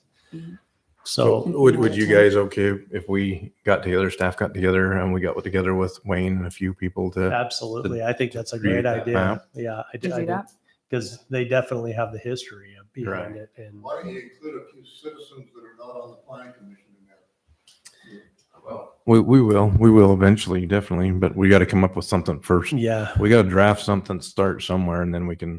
definitely- So my recommendation would be that let's get the map out and then Yeah. meet with some of these guys that have been around a while and know where we're at. Yeah. Just looking at it right now, it's hard to say, oh yeah, take that one out and that. So And that's kind of where we were saying it is a little bit, Tokerville is a little bit different than Santa Clara in that it's we are sprawling. so long Yeah, compared to yeah. what they are. They Our have distance is just just a so long. short- They're shorter in And, that and valley. we're not Ivans. We're not Santa Clara. We're Right. not St. Yes. George. We're not Right. Washington. Right. We're, we are. We we're- want to be so- Toker. But Yeah. we also wanted to give you a starting point and just let you know that Santa Clara was another city that had the same concern as us about Well, really wanting to protect their green in the and valley. with the amount of growth we have coming, it's prudent that we do. Well, and I this. liked theirs because their version still allowed for the orchards. It's still allowed for gardens, things Yeah, like I that. think that So would be a good thing for us to look yeah, at. so we'll upload that. I'll have Daisy upload that to your Okay. packets so you can take a look at it. So that's the discussion. That ordinance doesn't just mean existing houses can't have gardens or things like that. Right. Yeah. Yeah. You've got pressurized irrigation to a lot of town that wasn't irrigated in the past with the ditch system. No, we're saying in Santa Clara's ordinance, they even allowed some of their new areas to have. Yeah, Have a you're garden. Yeah. They've got irrigation right now. Yeah, I think it would be great for us to look at that and then, yeah, so. Okay, any more need for discussion on that item? If I can find my papers that I've been shuffling around. I should get used to my computer. Okay, so we'll move to discussion on the RV ordinance. ordinance, G2. Staff, you got any comments on that? Riker? See if I can get my mic to work. So the ordinance that you have there is based on the ordinance that was on for discussion last time. And in going over this with the planning commission Sean. chair, Sean, we went through and identified some of those red lines that had been made before and put those into this ordinance. If you've gone through it, you can see that there were comments made where it addresses each one of the items in the existing ordinance, or perhaps clarifies some of those things.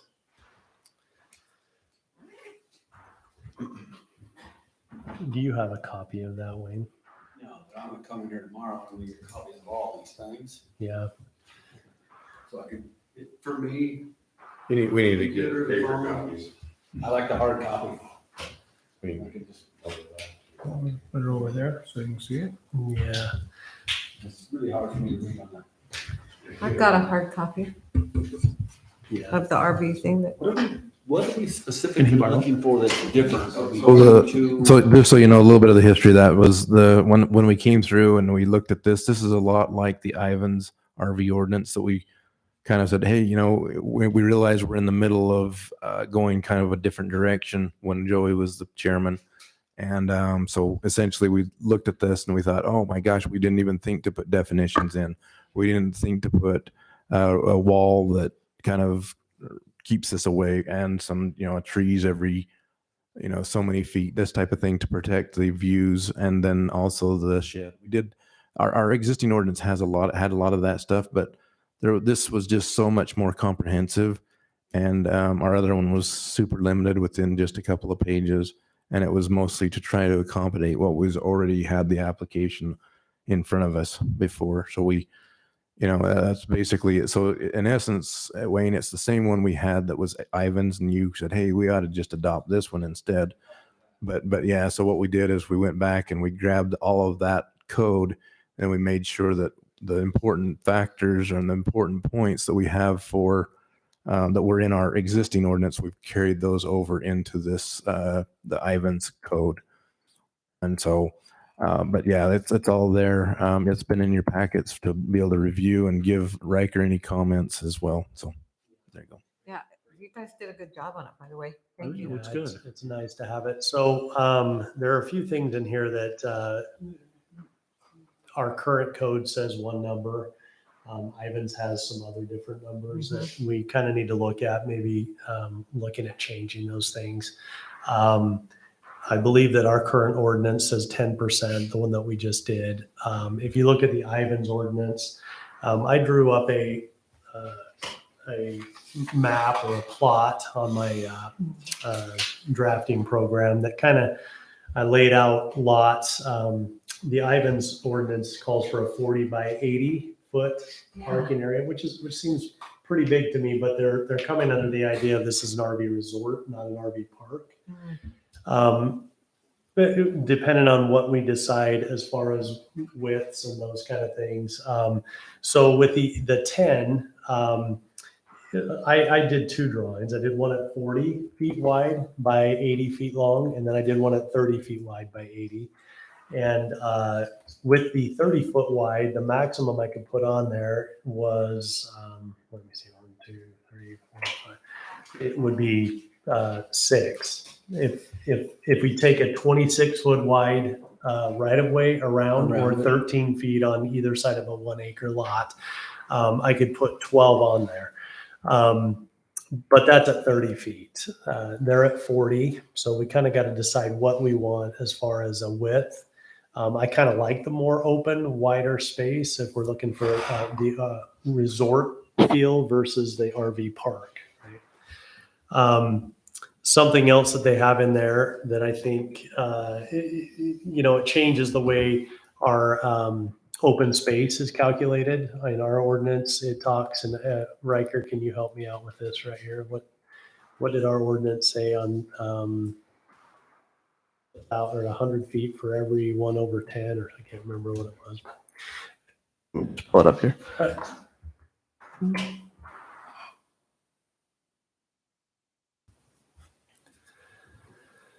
playgrounds and. So it requires that a minimum of 300 square feet be provided of outdoor living space located adjacent. That's adjacent, but then it also required a certain amount of open space. Like amenities, like Yes. like a playground or things such as that. To me, it was really, it wasn't that easy to figure out. And it's based on, I think it said 4,000 and an additional 100 over each unit over 10 or something like that. I don't remember. The way this new ordinance calls it out is to say a certain percentage of the overall acreage. So in a 1 acre lot or 1 acre, it would require 2,180 square feet. So to me, it was a lot easier to say, hey, this is square footage, or this is the acreage. This is how much square feet we need in open space. One thing it also did is it actually calls out for a playground area, a place for showers based on how many units you actually have. So if you have over so many units, you need to have a restroom for that's that the patrons can use as well, and with showers, different things like that. Can you go down to the bottom of that? Let's just look at, I think it's Talks about the amenities. 7. Yeah, it's page 7, I believe. Right there. okay. So Yep. if you have 1 to 40 spaces, it tells you how many toilets you need. And all those What's the difference between toilets and lavatories? I always thought they were saying. Lavatory. Where you wash your hands. Lavatories where you wash your hands. Hopefully you don't use the Unless rest you of really that. gotta, you know. All right. I mean, I guess I just assumed that, you wouldn't have you'd have a sink where you have a toilet. Yeah. So I've had limited experience, but I don't own an RV. I just go stay in RVs that are for rent, and I use the shower because I don't like the RV showers and toilets. Yeah. In the middle of the night, I'm walking over to the clubhouse. So did you all get to look through this ordinance? I looked at it once.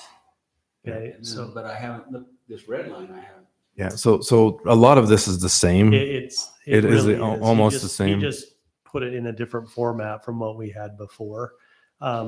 What I would like to do tonight is if we can kind of nail down those certain areas, like the sizing, what we think is right. Do we want 10 spaces? Do we want 8 spaces? If we go 40-foot wide, that's the max we can put in there. That kind of a thing. So you guys have any ideas on size of parking space or a lot or We kind of talked about RV that pad? on Yes. sizes, and we kind of come around to the thought kind of went to, well, are we over regulating what they want to build? And if they Yeah. build something that's no good, they're going to go out of business anyway. Right. Or we need to have a standard for it because we don't want So the crowded little teeny thing. right. What we gave to Sap Brothers is and they Junction. I'm sorry, Settlers Junction, that's They not- they yeah. told basically that they couldn't put things in as tight as what we Right. had required. So we don't want it just being crammed in there. I looked on their website and looked at several. They have a lot of these. They're nice. So their width, from what I looked at on their plan, was I saw some. I think it was 34 feet wide Yeah. by 80 or 90. It seemed like it might even be longer than that. That seems like a good number to me. Would be 35 feet width or That whatever gives you that gives you guys. room to put your awnings out, pull your cars up, and not infringe on the neck. Yeah. Okay. That's And about so it. 35 feet, I didn't draw that out to see how many lots or how many you could put in that 1 acre. So 10 might be still a good number.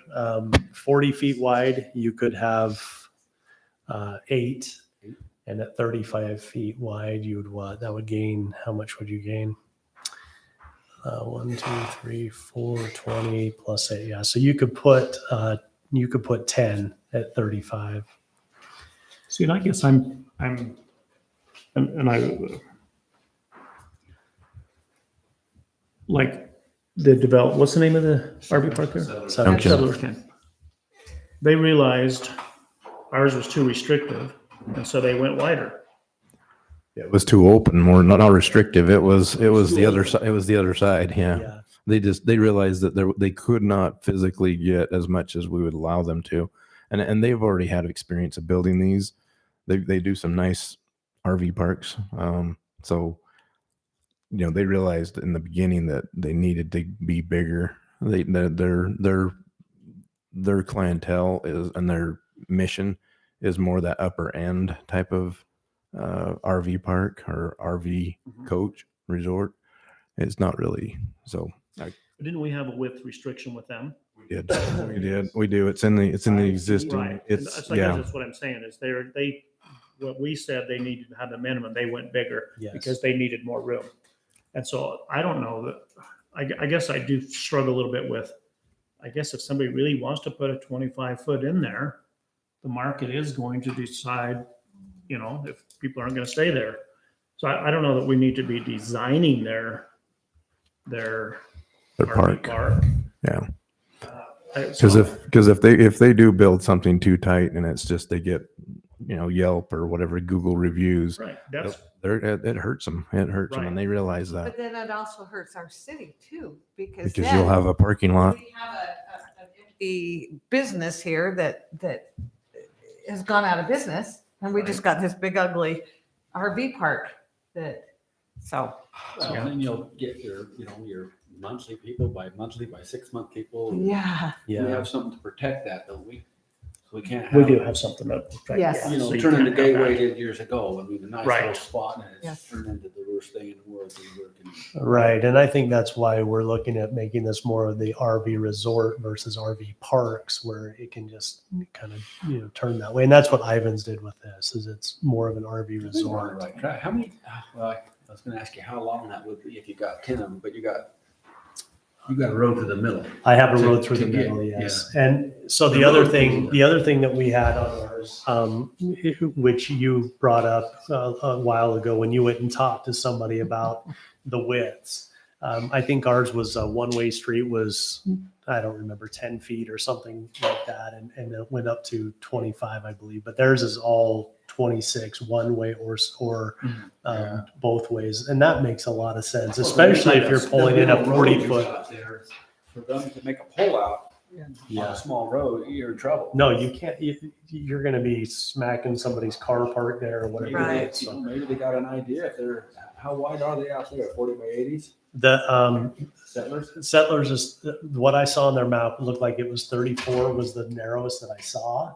It said typical. So 34 by, I believe it said 90, but it could have been 80 as well. Because I think when we were doing them calculations, I made an error and forgot about full-size pull-throughs, and then a pull-through, the ones in the middle are easier, but when you get to the end one, he has to have more room, so they don't put a big pull-through, so you might get a couple more, you might get, on your 35, you might get 10 because it takes smaller rings on the outside and the bigger ones in the middle, so it's, Yeah.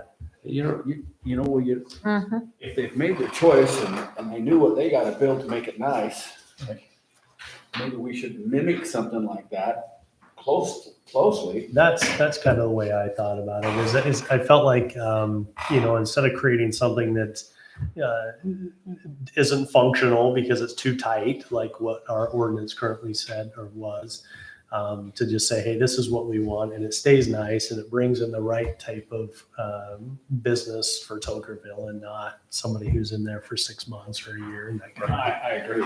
Yeah. I think everyone that I've talked to, they're all pretty much in that same thinking pattern. Yeah, and I think because they want to attract. Yeah. So really the existing one right now is 10 units per acre.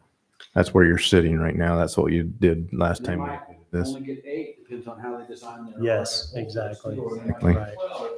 Because at some point, they're going to go with, on the ends or in the meets, you're going to go with, no more than a 35-foot rig can fit in there, but Well, these if- can fit 45-footers. And if you remember, I can't remember the exact number, but when we approved the RV park out there right now, it was like 18 units per acre, and he just says I can't get that many units per acre.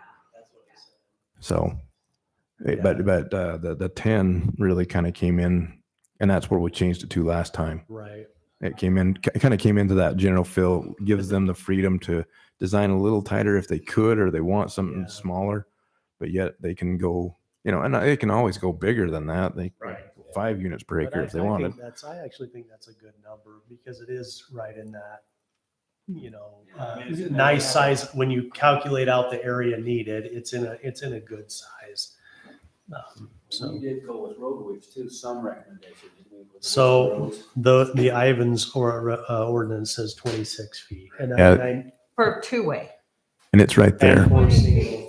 Oh, yeah, I'm 20 sorry. feet You're for a right. single. That's right. I'm Mhm. sorry. It is 20 feet. They'll cut down the one ways. You're Right. And then- Yeah. And 20 Right. feet seems like a pretty decent one-way pull-out. Whoops. So Yeah. I kind of like the. But way one that thing is. that I'm noticing here is we've got, on the first page, we've got RVs resorts shall not consist of more than 8 sites for RVs, cabins, and tents per gross usable acre. And then on the page 3, we've got RV resorts shall not consist of more than 10 RV sites. So we've got, Some conflicting words there. well, we've got 8 on one and 10 on another. So So we just need to fix that. So we'll make a note of that. Well, per acre too, you might have, if you're gonna incorporate tent sites or That was, cabins, then that's gonna take away. so that was the thing you guys were talking about, was whether you were going to allow tent sites inside of and then how the permanent cabins come into place. And their ordinance that they have right now is pretty explicit on that. It is. And So, and pretty definitive of how, and the percentage that they can have per the number of existing, or the number of proposed RV units or spaces, whatever you want to call them. And then it also calls out the amenities that are needed for the site. So if it doesn't have, an RV that doesn't have its, what is the word? It's not, it's self-contained. It's not self-contained, and you have to have a facility for dump site, that kind of thing, yeah. Well, and they should have a dump site. Regardless, yeah. Regardless, If they're gonna have yes. tent sites, then they keep those usually away in a smaller area that's unusable. But then they gotta have a restroom close by for tent sites and showers, obviously. Right. And then you're gonna have cabins no matter what. Yeah. They'll be on that perimeter on a row out next to a road, next to a Right. fence. Yeah. There's a wall we require, I thought was good. So, Daisy, do you mind printing this off for me so I can, I apologize. I should have asked you to do that before. I had. So we would like to try to get this, any comments you guys have tonight in a final format, so that we could have a public hearing possibly your next planning commission meeting. If you guys Yeah. would like that, that's what you had talked about. There, just. You're just is it about 8 or there. 10? Yeah, it's 8 or 10, and that's. Those are really the where we're things at. that I think we need. I think you're good with the street widths. You're good with the just mostly just that density. Yeah. That I can tell, and I don't know unless there's No. something else. But you're definitely welcome to come and talk to us during the week. To come talk to Riker, myself, or Yeah. The 8 or 10 doesn't really matter because you're held so much an acre by your road widths. exactly. Yes. Road widths and your lot width, so I guess really it's not even an 8 or 10, it's a 30 or 35 or whatever, How 40-foot wide. Yeah. So if it's It 35, all comes out. If you say 10, you're going to have a fairly open instead of being really tight. Right.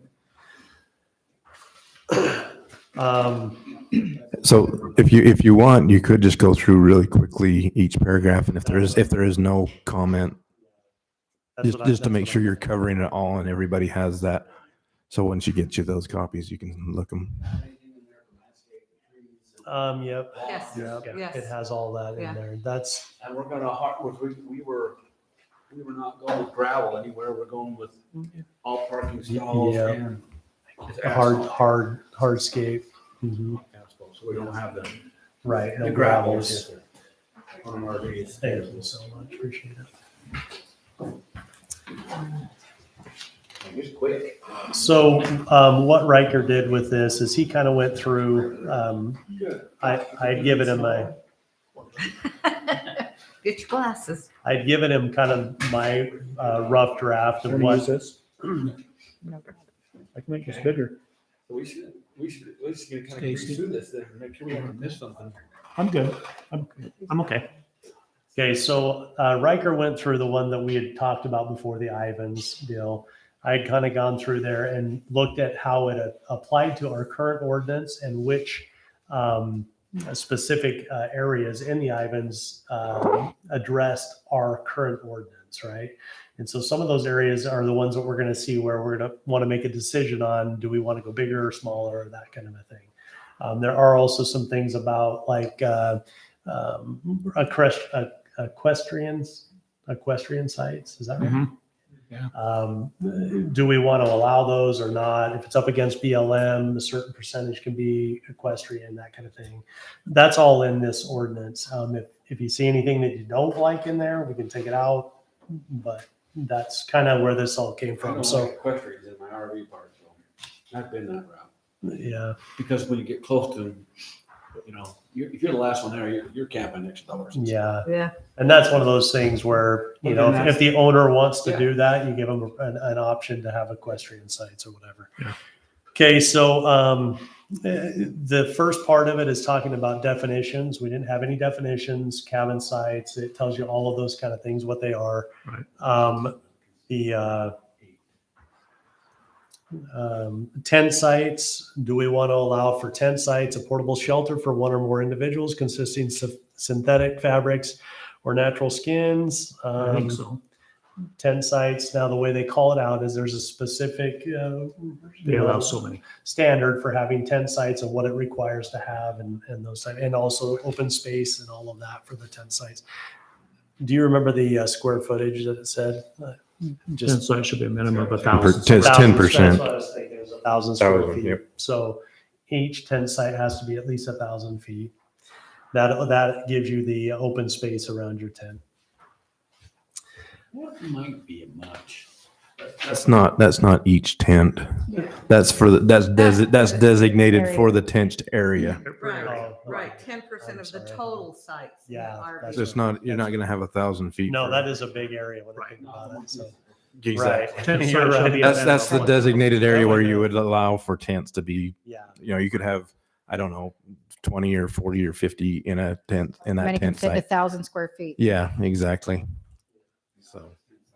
Okay, tent sites. That's where you've got your 8 on that first page is where you have your 8 RV resorts shall not consist of more than 8 sites for RVs, cabins, and tents. Yeah, and It's so we kind of a could, weird we could, statement. It's kind of a weird statement. I've been reading that 5 times in the last minute since you said that, and it says, RV resorts shall not consist of more than 8 sites for RVs, cabins, and tents per gross acre, but you really can't combine those. It's like, it's a combined thing. I mean, let's say we had 100 acres for whatever reason. If we had some scenario that's kind of out there, but you could have multiple sites throughout that 100 acres for tent sites or for cabin sites, and not just cram it into one area to where you got put 100 acres and you take 10% for the cabins. And so you've got, 100 cabins and put it all in one area. They would like, this is encouraging people to put it throughout the site. Now, I'm at 100 acres is, we hope we don't get some that big, so but what you're saying is, they could have 50 tent sites on an acre if they so choose, which is okay in a tent area. 50 what? Sorry, 50 acres. There's no more than 10% of the total sites in the RV resort. And yeah, and that's both cabins and tent sites. And RVs the way this reads. Yeah. Yeah. Well, as you go through, then it kind of. So would you like us to change something there, I guess? If that doesn't read quite in your mind right? Because we could rewrite that.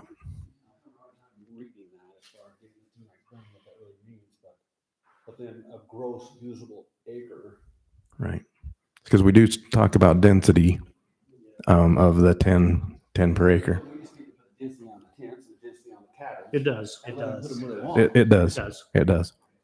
We have Percentage, Yeah. percentage wise, it doesn't put a number, it puts a percentage or square footage. Okay. But I like the 10 side idea. It's just, that's what an RV. So getting down to, so I think we've kind of gone through the first 2 pages, really of tent sites, and also so now on the general standards for RV resorts on the 3rd page. Yeah. It says conditionally RV resorts may contain no more than 10% of the total RV rental spaces at cabin sites. Okay. So that's consistent with what our code said as well. It is. Go to once property has been developed as RV resort, not subdivided, it must remain a single parcel for property tax purposes. The minimum parcel size on which an RV resort may be developed is 20 acres And they have one common owner. and one common owner. Yeah. Okay, we'll give it that. RV resort shall not consist of more than 10 RV sites per gross usable acre, which is what we've been Okay. discussing. But on the first page, we're saying RV resorts shall not consist of more than 8. That's what we're going to change that. That was a mistake. We'll That's a change good that. catch. That's a good catch. So we'll fix that. Right. Okay. You got it. I'm gonna put 10 right there. All streets with an RV resort shall be paved and and all pads on RV sites shall be concrete. All RV resorts are considered lodging facilities for tourists and are subject to transient room tax. RV resorts shall be designated by appropriate licensed professionals such as architect, landscape architects. Design. Okay. So Now, really quickly, that was one thing you guys were talking about in our last reiteration of this ordinance was that do we want that to regulate that it has to be a concrete pad? Yeah, I was gonna just ask that. I caught that because. That was something you guys brought up when we did that last one. Concrete, but. Because there's quite a few that don't. Yeah. We've been on lots of them that are paving. Paving's hotter, but that's their choice. well, so yeah. And I also see some in gravel as well. So would we be okay with concrete or pavement, or are we okay with Concrete or gravel? asphalt, but I don't, the gravel thing is just, That's a mess, actually. any nicer RV park ain't gonna have that gravel. Right. Well, and so you were talking specifically about the actual pad where you pull in before, you know, Yes. streets, whatever you want to do there. Right. But Streets or asphalt, concrete, once you get on there, should we make it with a concrete, with a pad could be concrete or asphalt? Because some of them want concrete. But you're saying no, no gravel at all. I think so. I mean, Personally, I'd rather be gravel than asphalt. Yeah, Because that would if be you've pretty- ever put your pad, You're gonna your get really jacks hot. down on asphalt, It'll- summertime, you're You're going to destroy their pads.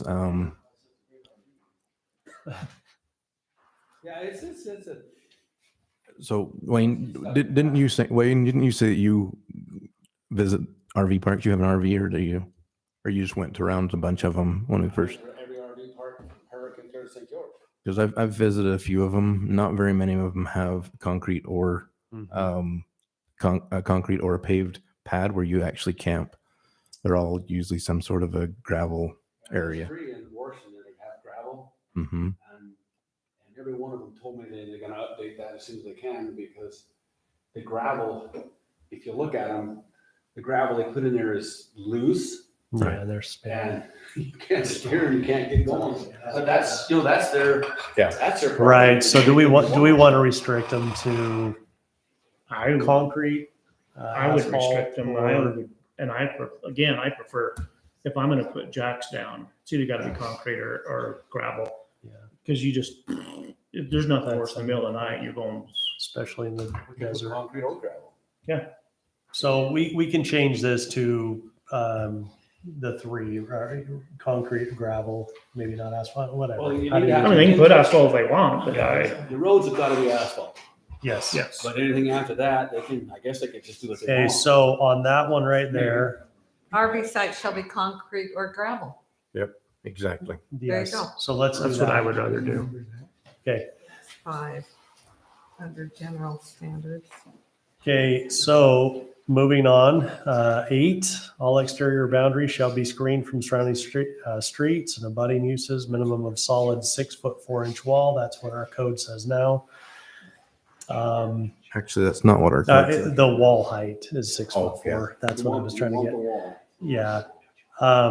Colored masonry and colored stucco covered concrete block wall, unless it is a portion of the property that is due to topography, is not used for RV sites and tent sites, cabins, or is not visible from surrounding streets and abutting uses. Whatever material is used for front wall must be used for the side walls. Anybody see any issues with any of that? Wall along the public street shall be modulated, so it's got to be a step back every 1.5 feet to 4 feet for every 40 linear feet, so you don't have a long wall. Right. Stucco. Ooh, I don't like the stucco idea. Well, Anyone I'm seeing on the stucco, it's stained and look like, and then when somebody backs into and breaks it, they can't match it, and they got the brick in there, and it gets its place.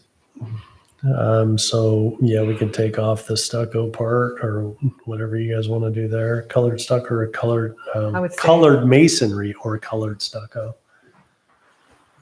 Yeah, they usually put masonry and they stuck over the top. Yeah, but they could use a brown block. I would say that should be left for the owner of the property. So, to or decide. either or. Okay, so we'll leave it long as We that. have some guideline there Okay. of some kind. Minimum buffer of 30 feet shall And let's be. make it buffer and not butter. Not butter. Yes. Yeah, you guys are faster than I am today. On number 9. I was looking at that already, and see, I was picking right away from you. And I read right through that. Shall be required, 30 feet shall be required between any RV site and any property boundary. So 30 feet, that would give you, would that be a roadway and, well, anyways, that wouldn't be that. But that's 30 feet from any boundary.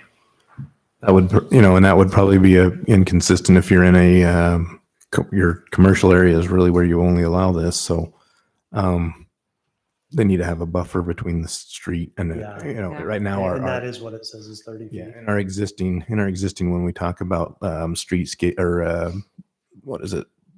Basically a buffer or some sort of a feature like trees or things that would buffer you from the street. Yeah. Okay. RV can't get any closer than 30 feet from the property line. Right. The pad or shall be required between RV sites and property boundaries. The minimum buffer for cabin sites, however, may be reduced to 20 feet if they are located along boundaries abutting private property. That would be pretty consistent with that's actually a little more loose than our, your residential Yeah. requirement. Cause you can build up That's to, 10. you can build something up to 10 feet. Or 5 on them. Okay. Depending RV on- resort shall provide streets in such pattern as to provide convenient and safe traffic circulation. Emergency access within the RV, 2-way street shall be a minimum of 26 feet and 1-way street shall be a minimum of 20 feet wide, which I like. Due to the large size and slow speeds of most RVs and the dangers created thereby, in addition to any other required right-of-way improvements of the street used for RV, There's a problem right there. resort access and egress is classified as an arterial major minor street, and then the developer of the RV resort shall install and dedicate any additional right-of-way necessary to install paved deceleration, acceleration lanes. I think these are great And ideas. that's what happened with Settlers Point over there, right? I'm sorry. That street that they deceleration. had to Turning lanes. create. Yeah, but that's more of a UDOT requirement Oh, and things. But yes, that's coming into a site. They would have to be. We can't require that if a traffic study wouldn't warrant it. That's like saying you need a deceleration lane to turn into a gas station without having the traffic study to support it. Due to the large size and slow speeds of RVs.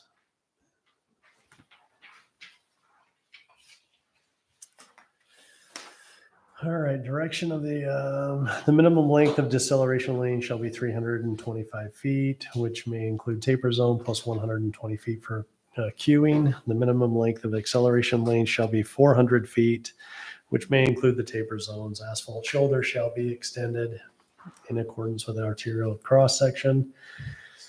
Pavement thickness shall be in accordance with the geotech recommendations. So are you saying we can't require deceleration? Sorry. It's okay. We're fixing something else. You're saying that we can't require a deceleration lane? Not without But only if you got- not without the backing or the engineering to warrant that. Just because we feel like it should be done, But we're requiring it in this ordinance. I don't think we could. I don't think. That's I what I'm- really don't yes, think you what I'm could. saying Yeah, I'm is- sorry. Maybe we required that we would just defer to state requirements or traffic studies. I think it would be That's if it's on state. Yeah, I think we need to talk. Maybe we could run that question by legal to see if Right, it's. so let's make that a note. Yeah, we'll make a note. I mean, I'm okay leaving if we can. No, I kind of like it as well. But if we can't, then Right. Yeah. defer to state or traffic studies. Yeah. Yeah. State requirements. The old road too, the old highway also. Are they doing what? I'm sorry. They have two accesses out there, right? They do. We do require it. On the state road, or what are they doing on the old highway road? They don't have one because it didn't warrant that they needed one. The off of it, yeah. So, but this is asking if whether or not you could do it up. You can require it on our city street. So, Yeah, so what do you do? arterial streets. What do you do when on that frontage road, the reservoir goes in and then all of a sudden the traffic goes clear up? And now we didn't require them to do that. And that's the fun issue. It's if there's anything expanded upon, because right now you can only require. Now the city can pony up and say, hey, we feel like you need a deceleration lane, and the city pays for it. Because what might happen in the future, we don't know. If we're gonna require something that can't be engineeringly sound or proved, we have to just, because we feel like it, Can we require a bigger setback on a road for a future a bigger setback. deceleration lane? A bigger setback, a further setback instead of 20 foot. To basically buy the property in the future, and then we'd have to make it wider. Yeah. You see what I'm saying? We can't come in and make them later in the date, Yeah. put in the accelerate or deceleration lanes, things such as that. They've got to improve their site to current studies and the what's happening there. It's the kind of the good thing about a phased type of let's say a subdivision is the first phase. It's going to come in and say, we don't need this in our traffic study. We don't need this, we don't need these turn lanes, or we don't need this. They come in the second phase. Does your traffic study require it to be in? Does it, the third phase, the more units you put in there. So they've taken into account how many stalls, the use of what that is, and they've brought that into their traffic study. I've got that if you'd like to take a look at it and see the recommendations that they require. And they're all for the SR 17 because of the traffic, because of the demand and the traffic volume on that road. Right now, there isn't the traffic volume on Old Highway 91. As it gets bigger, yes. But the only thing you can do there to plan for the possibility of some future that might happen is the city would have to pony up the money and create and build those. Okay. Okay, so what do we want to do with that section? Do we want to? We need to talk to legal about it. We need to talk to the attorney, Okay. I think, and All just right. because I don't think that we can require that without a study. So we'll leave it at that then. Okay, RV sites, tent sites, and cabin sites shall each provide one paved space suitable for automobile parking, which may either be a separate parking space within the site or may be added to the minimum dimension of the RV pad. Additional parking spaces shall be placed throughout the park at a ratio of one parking space per every 10 RV, tent, and cabin sites. All parking spaces must be at least 9 by 20, which is a standard parking space. Actually, the standard engineering is 9 by 18. 18, that's what I thought. But Yeah. usually you'll have a big truck You'll have a truck that are usually longer. Okay. All right. Any issues with any of that? It sounds pretty You good, right? gotta take out that, you gotta take out that paved space. Say that Your again. other one is gonna be gravel and concrete for your parking. Oh. We got that paved space. RV sites, 10 sites of cabins provide one paved space. So that would be, I think that would be in your cabins, right? Is that what, that's what we're talking about? It's No, for all of this them. is all RV sites, 10 sites and cabin sites shall each provide one paved space. We gotta make that consistent with You're right. Paved concrete or or gravel. Yeah. I would think you'd want to paved or match that. gravel, yeah. Yep. Yeah. I would match what you're doing in the other part of the ordinance. Okay. Yeah. Good. Good Uh, job, Wayne. Pets, dogs, cats traveling with guests shall be kept inside the RV overnight. If kept outside during daytime hours, they shall be kept on a leash and or tethered. No more than 2 pets shall be allowed per guest site. No other animals are allowed to be brought into the RV resort premises by any guest of the RV resort. It does talk about the equestrian side of things, and so obviously you're bringing in animals there. So Did you want to remove the equestrian from this ordinance? You guys talked about that. Because we could go and any thoughts on say that? that. I think that, You pets, can't, dogs, cats, everybody has 2 dogs each anymore. Yeah. You're not gonna have a guy with a $450,000 rig pull on her and she's got 2 months and he's got 2 cats, but you only allow 2. I don't think we can do that. I think it's just whatever pets they got, as long as they're not dragging a horse trailer behind them or something. Well, it says 2 pets per guest, so that Oh, allows okay, them to yeah, have okay, I 4. didn't read that. Yeah. Yes, I did. 2 pets. Two Per guest, per guest site. Per guest Oh, per site. guest site. Oh. Because everybody has, I'm telling you, everybody has more than. So what do we want to do with that? Do we even care about pets in their RV park? That's really going to be, if you're getting, That's a policing thing, isn't it? it's kind of them. and Yeah. They've got a. Yeah, you management know what? company back there. They've got a check-in, they've got a office where people would go in and say, hey, those guys over there being loud. They do that. I've stayed in those. Right. Yeah. Where people come in I super don't- late at I don't night know or that we have whatever. to And regulate I think that's a that. policing I don't think we're policy regulating that at all. themselves. it'd have to be something inside, I would think. So are we eliminating 13? I just get rid of 13. If they want. We got a 50 pets, consensus on that? I like it, but, okay. Well, What do you think? What do you think about that? I like it. No pets? No, I Yeah, all pets, whatever. leave it how it is. I think, I think each RV park's going to regulate that themselves, but you could put it in there just so that people don't show up. Yeah, so you do have something if you needed it. We can always pull it out. Well, yeah, she's right, because you could leave it in there because it doesn't matter anyway. yeah. They're If gonna somebody do what pulls they up want. at 4, they're If, gonna if somebody was having The trouble with- management company is going to really dictate that. You're not gonna know how many pets they got. no. Okay. We'll just leave them Okay, alone. we'll keep it then. Okay, let's keep on. The RV resort shall include a designated storage area, utility trailers, tow dollies, toy haulers, etc., motorized vehicles, bicycles. This storage area shall occupy no more than 5% of the gross area of the resort. Such storage shall be for exclusive use of registered guests only. During the period. During the guest is period, registered. registered and paying occupant of an RV site. Storage areas shall be fully screened. Sounds like a good idea. That means a wall. Trees. Or Bushes trees or or some something. kind of way to Something, break it yeah. up. Yeah. Okay. 15, equestrian RV sites are allowed when the RV resort is directly adjacent to BLM managed property with equestrian use permitted and the RV resort has written permission to access BLM property.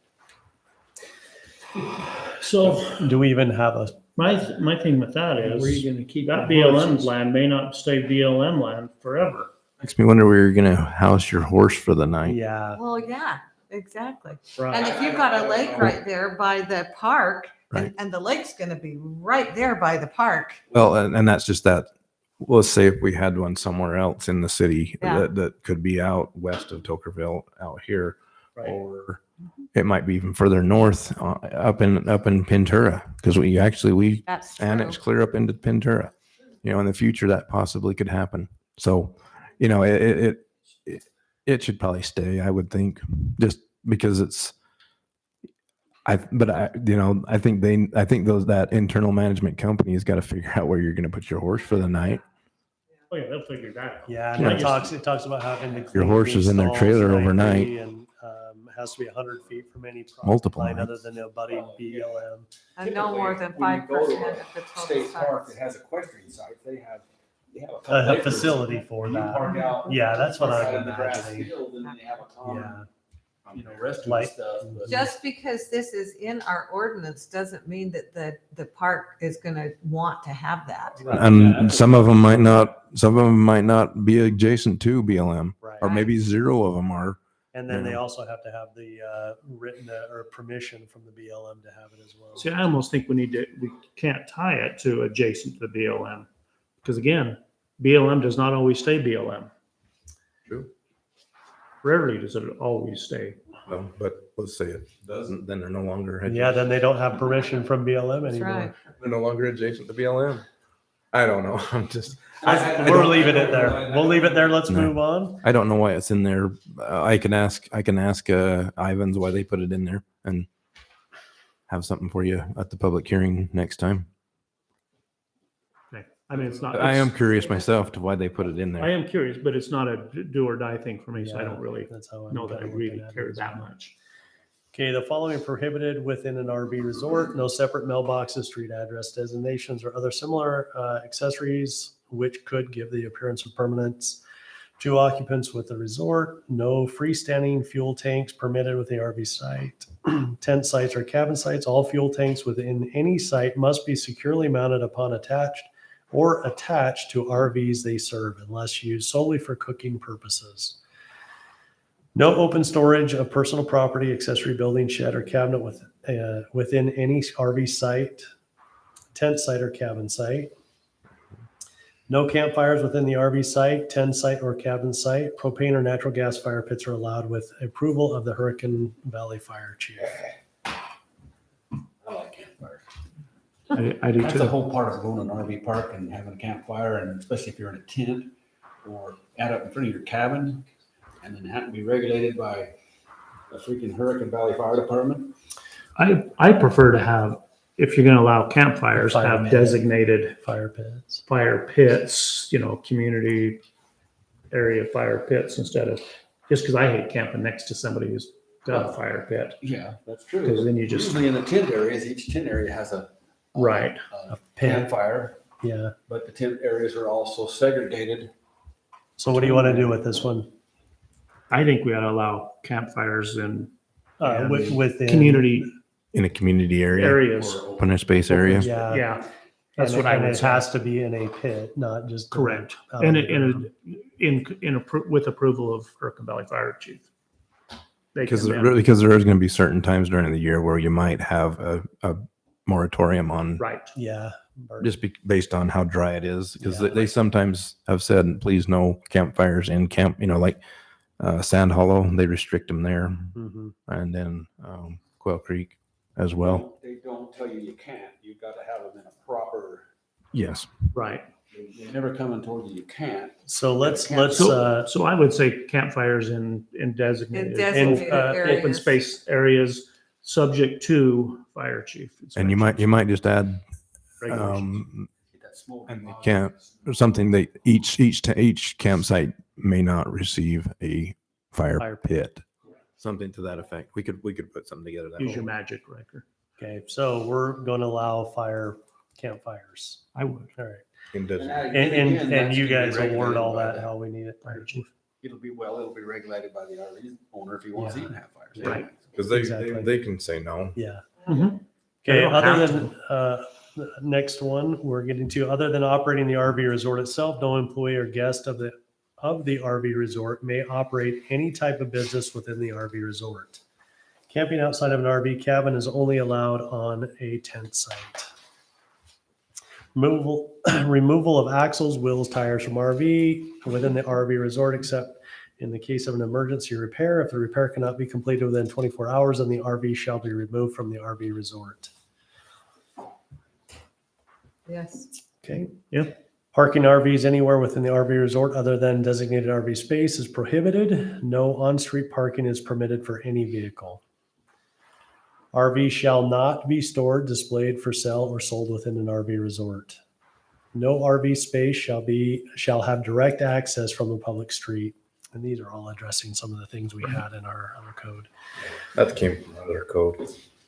Yeah, RV resort management, RV manager or other employee of the resort must be on duty within the resort at all times. RV resort management shall maintain a patron log consisting of names, dates, occupancy, and number of spaces used. Upon request, patron logs shall be made available to inspection by representatives of the city during reasonable business hours. Representatives of the city shall also be allowed to drive through the RV resort during reasonable business hours to verify compliance with this chapter. RV resort management shall at all times maintain the resort and facilities in clean property, a clean, orderly, and sanitary condition. Management shall only allow independent RVs that are in good condition to stay in the RV resort, i.e. no visible rust, no leaking fluids, visible license plates with, Current. thank you. My eyes are, current registration sticker, not significant, no significant, not significant. Mhm. Should be no significant. No significant damage, no visible patching, material or paint, primer paint, enforced quiet times between the hours of 10 o'clock and 6 a.m. Although arriving guests may be allowed to check in the RV resort up to 12 o'clock. Any thoughts? Okay. No. RV resort management shall be responsible for regular and proper collection and disposal of all refuse, garbage, and litter accumulated within the RV resort. Collection shall be no less than once a week. Garbage shall be placed in central dumpsters only that are set back from public streets and neighboring properties by at least 50 feet from the inside of the buffer. Dumpsters shall be screened so they are not visible from public streets. Time limit on occupancy. This one's something we might want to work on a little bit. 70% of the total RV resort site shall be limited to maximum occupancy period of 29 days, 29 consecutive days, or the time specified by Utah statutes to qualify for transient room tax, whichever period is shorter. Isn't that 28 days? Transit tax rule? 28 days. Is it 28? So let's, But most people do 30, but yes, it's technically 28. But So it would be most better to- people Still Go say, from 29 to 28. yeah, exactly. So you can go from 29 to 28. okay, perfect. Okay, 30% of the total RV sites may be occupied up to a maximum of 180 consecutive days in a 1-year period beginning on the initial date of occupancy. Note, only independent RVs are allowed occupancy longer than 29 days or 28 days. After a time limit is reached, a renter cannot re-register for a minimum or maximum of 48 hours. So 30% would cater to the snowbird. Right. Yeah, because we wanted to have some kind of allowance for them. Yeah, nobody's catering to the snowbirds. So you guys are good with that? 30%? It just depends on what the city wants to collect. They want the transit tax of all of them. Yep. Like transit. Most of the RV, most of the RV, like Washington City, that's their, it's 28 days, maximum stay. You gotta be out. There's no snow burden for 6 months. So I don't know where we got to that, but I don't think we ever finished off with that conversation. That one did come from Ivan's code. Yeah.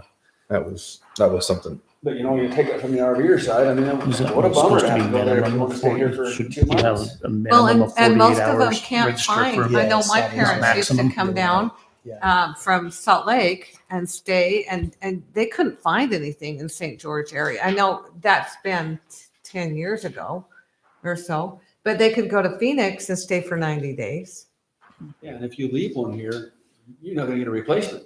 Right. you know, Right. If you're they out. have to move out in 28 days, Yeah, you can't, you gotta be gone for 14 days, but sorry, we're And- gonna have another 28. and how are they gonna, well, Yeah.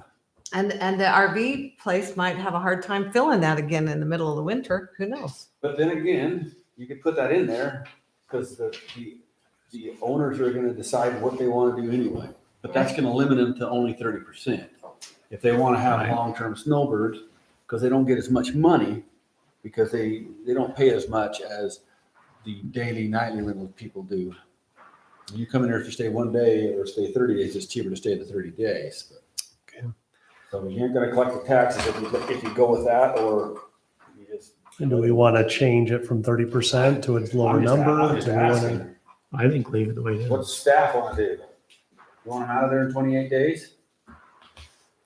Well, I'm just looking at where Ivan's put the 29 days, and it's looking like that maybe the intent of that is because then where it says they can't re-register for a maximum of 48 days. I mean, the transient room tax just starts over after they come out and come back. So it's looking like, Well, that maximum should actually say Say minimum. minimum. It should say cannot re-register for a minimum of 48 hours. yeah, it should say minimum, but Is That's that what I only thought, because you need that 48 hours for the transient tax, or can they just re-register? I don't know if they can do it immediately. I don't know if it has to be just one night that they're out or two, which we'll check on. But yeah, we obviously want to collect the transient room tax, but it restarts. And so they got around that by just saying, or the time specified to qualify for transient room tax. So that whether it says 28 days or 29 doesn't really matter to me because it's covered by the next line that says whatever the state statute Whichever is to period qualify is for room, Yeah. Right. for room tax. So I'm I think fine with that's where that. we go with that. They were real honest with me, the one in Morrison. They say, you know, I'll be honest with you, we get around this 48-hour thing is the guy that leaves the site, he just pays for the 2 days and comes back. They just say the site. Right. Yeah. Because Oh, yeah, that's what they do. But then it re-registers and they get transient, but he doesn't lose his spot. yeah. But he has to pick up and He has to pick up and Move. move. And they keep that site there. Yeah. He pays for it and he comes back in the 48-hour or whatever specified. So I don't want to do anything. What do we want to do with that? Are we good with leaving that? I'm okay with Or- it. Is it going to be, I mean, are we looking for snowbirds or are we looking for? people Right. That's the traveling question through? you're asking is if you want renters or if you want Long-termers, yeah. just staying for exactly. vacationers. Yeah, and another thing is also Look here. how frustrated it is down here, or how frustrated is me when I go to Oregon or something. I cannot find a spot Because because they're staying there forever. Exactly. You can't come to southern Utah and get a trailer spot. It's impossible. Okay. They're all gobbled up, and so That's so true. We got to weigh it both ways and decide if we want to leave it up to them or and not worry about the problem. So to leave it up to them, you're saying that if they come up to that 29 days, they pay for the extra 2 days and then they re-register and they hold that spot, right? So they can stay for 6 months if they do it like. They'll figure out how to get rid of it. I Yeah, guarantee So we you. don't need to have a percentage that we have for 180 days. I think we should have a percentage You do. because that guarantees us that 70% of them are going to be in and out. Yeah, because and that's the whole deal, right? Like, so you can only have 30% of that worst case scenario, you're not going to get transient room tax from. for 2 months. For 2 months. It says they can stay for up to 180 the 180 days, so 6 for 6 months. Oh, Unless they So what they're saying is if you have a snowbird that comes to stay for 6 months, you'll get transient room tax for the first 30 days, but that next 5 months, well, why 180? Let's make it 90 months. days. Let's make it I 90 don't days. mind it of that. It's only 30% of the park. But most snowbirds only come down for 3 months. Yeah, and well, I mean, we might have some really nice RV resorts where people want to come and be snowbirds in Tokerville, but I think we I leave think it. most of ours are, I think it's fine the way it reads. Most Leave of it like ours are going to this. go, yeah. The RV parks, if they really have a problem, they can come to the city and ask us to change it. Yeah, if they're struggling to rent, they'll petition us to change the ordinance, but I don't mind it like that. It's only applies to the independent ones, so it's got to be very specific. I mean, it's got the definition of, it's got to be either motorhome, travel trailer, or fifth wheel containing sanitary facilities, devices for connecting it. I mean, a waste disposal, the type. So it's 30, only up to 30%. It doesn't say that 30% will be. Yeah. True. That's the max. Okay. So I'm fine with it. I don't see a problem with it. One good thing we got is the wind we have here is going to drive it. They won't let us say that. Stays in the wind. And you've got to, and you've also got to, I mean, even for the one we have now, I mean, as far as where we even have these, as far as where these can even exist so much within the city, of course, if you have an MPDO or different things, you can propose all sorts of different things. But for where we have these, I mean, currently for the one we have, it's next to the reservoir. The reservoir is going to be drained multiple times throughout the year. It's for culinary water. So there'll be lots of times that reservoir will have almost no water in it at all. And so it's like, are they really going to camp out there for 180 days with no water in the reservoir? Maybe, maybe not. But so I just kind of think our, what people come to Tokerville for is a little bit different than just hanging out for 180 days. So I don't think it's a problem. Okay. You guys good with leaving it? Let's Okay. go. All right, move on. Change that to a maximum or minimum Minimum. of 48 hours. RV resort shall be connected to the applicable utility having franchise agreement for water, sewer, storm drain, and electricity. All shall be located underground. RV resort shall provide adequate water supply hookups to each site. Culinary water shall also be provided in tent sites and cabins. All water supply lines shall be installed with approved backflow prevention device per code. RV resort shall provide wastewater disposal hookups for each RV site and shall also provide sanitary dumping stations for RV resort users. Traditional septic systems are prohibited in RV resorts. RV shall provide electrical outlets, appropriate voltage for each RV site, tent site, cabin sites. These are the use of a generator within an RV resort is prohibited. I don't think we can rule Yeah. that, can we? I think it's, They got electrical hookups. They don't Yeah, need. they- yeah, they shouldn't have to use a generator inside Well- unless you're in a tent. But Some of them will come in there and won't purchase the full hookup. They'll just go in there and they'll want to be self-contained. well, yeah. But if they have the hookup, then they should have to, so they don't run a generator all night to keep People awake. people awake. Let's leave it in there. Okay, all lighting within the RV resort shall comply with the city's outdoor lighting chapter. Landscaping, the following landscape requirements shall apply to all RV resorts. Provide a minimum 1 tree for each RV site, tent site, and cabin site. Provide a minimum of 3 trees clustered every 30 linear feet along all property boundaries of the RV resort. Each cluster of trees shall include a mixture of trees so that each cluster provides adequate screening year-round. All open areas except undisturbed sensitive land, driveways, parking areas, walking paths, utility areas, or patios shall be improved and maintained with landscaping, with landscaping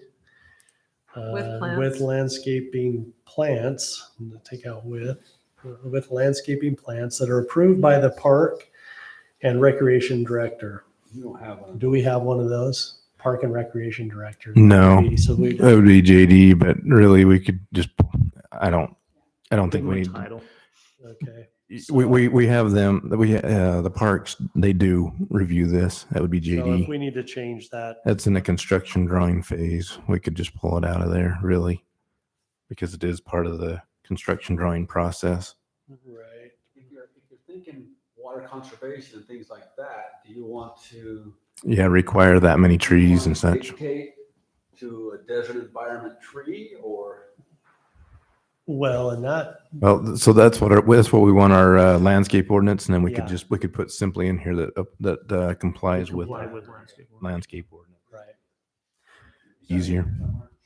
RV resort shall provide a minimum of 5% of the disposable or developable acreage as common recreation open space. This excludes any required landscape buffer areas. Recreational facilities, office storage facilities, garbage areas, bathrooms, laundry facilities, guest parking areas, or other structures at a minimum. An RV resort must also provide the following recreation amenities: There you go. clubhouse, pool, and playground.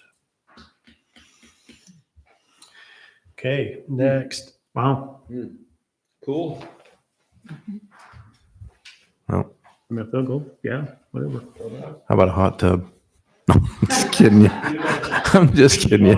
A tiki I want bar. pickleball courts too. It's got to have a Hawaiian theme. No, I'm just kidding. Are they having a pool out here to Settlers? They are not. They are not at the beginning. He said he might eventually. He's going to have a playground though. So this is going more towards that resort idea. So do we want to require that or not? I'm surprised it's in there.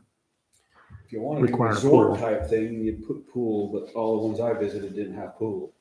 Yeah, I don't think that Had might be a little clubhouse. bit. Do we need a pool? And they had play areas and dog areas, doggy run areas, and I just don't know if we need to require them having a pool. Yeah. Right. Well, and you've also got to, I mean, we've also got to realize that, like, for example, obviously a bunch of this came from Ivan's. Oh. You got to think, if you don't really want a bunch of RVs, a bunch of RV resorts in your town, you're going to put in Very restrictive. requirements, right? So that if you do end up with one, you've got some good amenities.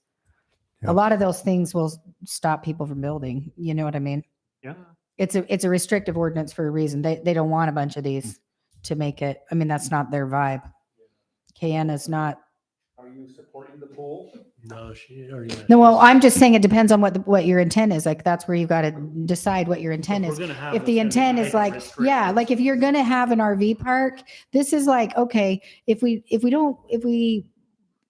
this isn't really our vibe and this isn't exactly what we're going for, but if we have to have one, then let's make sure that we've got nice amenities with it. That's really what it's saying. I don't have a problem with it. Hey, having RV parks here, but yes, you're right. It would be not, we want nice ones. Yeah, if you, That's why this is going towards the RV Oh, resort. yeah. and so Not far. I mean, yeah, that's what I'm saying. It's a more of that resort style.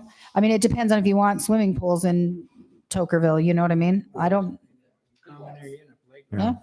Thank you for that. You're saying That's the no best pool. thing You wanna kids take do when they pool go to out. an RV park. Put a pool right off that. Okay. Kind of we'll like leave it. lake land, it's most RVers now. Yeah. They don't have pools. Elderly, they don't go to pool. but if somebody really wants to build an RV park, they'll put in a pool. They go to a pool inside the clubhouse, so. You want There to you be go. KOA, you got a pool and a laundry. There we go. Yep. Well, that's what it's a clubhouse. So- Okay. Leave it as it is. The clubhouse is kind of dictating that. Okay, Each Or RV site shall be plainly marked and numbered Encourage. for identification. Each RV site shall be average of 40 feet by 80 feet. Okay, we gotta change that, don't we? let's change that to what you talked about. Does- 35? 35 by 40 Yeah. Correct. or 35 by 80. We're kind of taking the advice of the professionals out there, and they're 34, right? So, yes. And When that I is- did my diagram, when I drew that out, I could only get 78 feet with a 26-foot wide right of way in between. So That's plotting it out on an acre. that was plotting out an Yeah. acre. So 80 still works. 35 by 80, is that where we want to go? Well, it's, our RV park shall be an average of 40 feet by 80. An average. So you're gonna average it, so you're gonna have some Let's see that. 40 by hundreds, and you're gonna have some 40 by. So do you say a 50s. minimum of 40 feet I think you need to put the minimum size, wide? minimum and size, because they can always go An larger. average of the length of 80? So Because I 35 mean, if by you're 80. pulling a camper in there, there's no sense in having Yeah. an 80 foot. Yeah, you don't really need it. Incorporate the smaller ones in the Right. hinge points. Really, you could in that same 40 by 80, you could probably put 2 trailers if they're short and a truck, because by the time they pull in, unconnect from their trailer and then park their truck next to the trailer, you could probably put 2. You really could. Yeah, you could if you did it. I think the key word is average. So I think a minimum or required the 35-foot width, period, and then an average for the length. I think the average, I think it would work, just saying average 35 by 80. We're still pinned to 10 or somewhere there for. Yeah, 10. Okay, let's just leave it. Let's just go to the 35. You guys good with that? 35 by 80? Yeah. Okay. 35 by 80, Riker. Okay. All RVs shall be able to park in a designated spaces and no portion of the driveway or roadway may be used for RV parking. RVs shall be separated from each other from other structures by at least 20 feet. Structures, not another RV. From other structures by at least 20 feet. That would be your clubhouse. That would be your trash enclosures, that type of thing. Any accessory such as attached awning, step, or pop out shall be considered part of the RV. No more than one RV shall be placed on an individual RV site. Okay.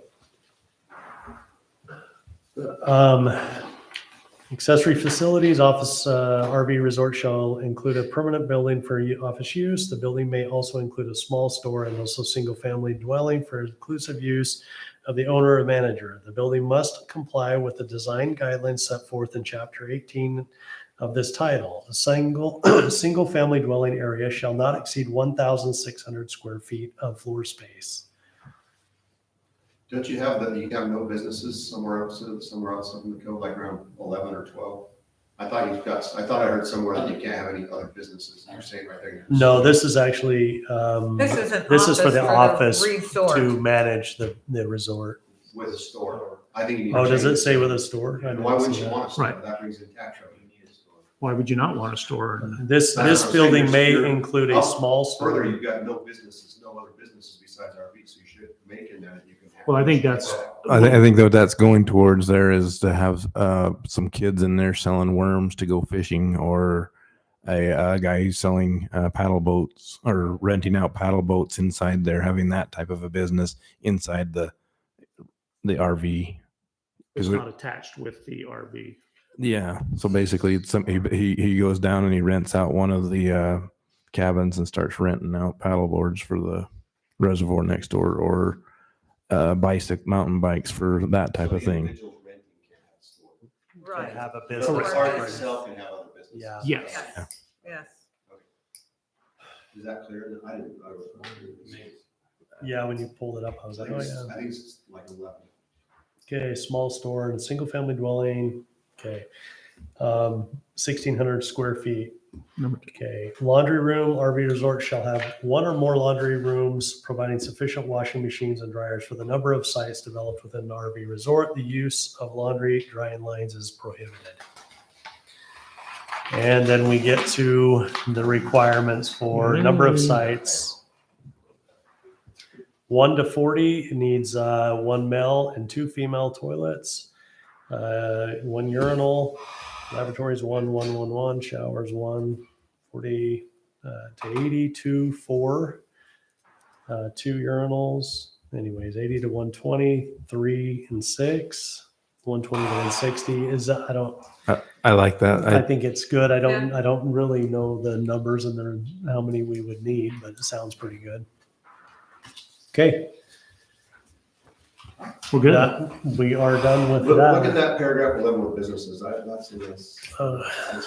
Let's take a look at that.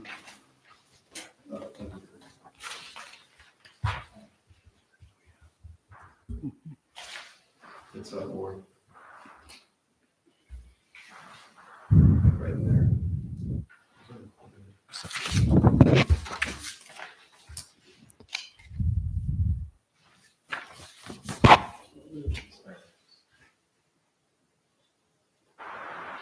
It's down.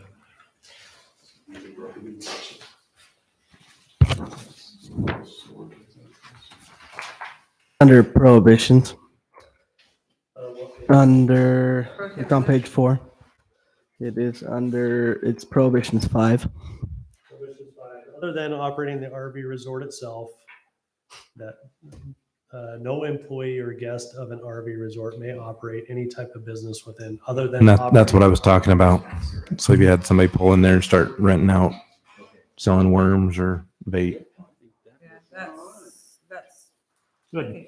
That's good to get that done. Okay, so I think we'll be ready, or hopefully ready to.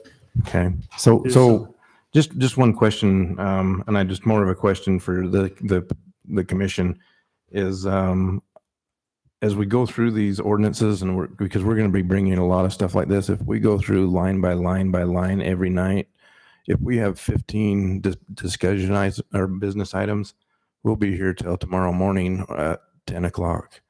I would suggest that we read through them. We're trying to get them to you at least 7 days or 8 days before the planning commission. If you can do that, then make that and go through by paragraph rather than word for word.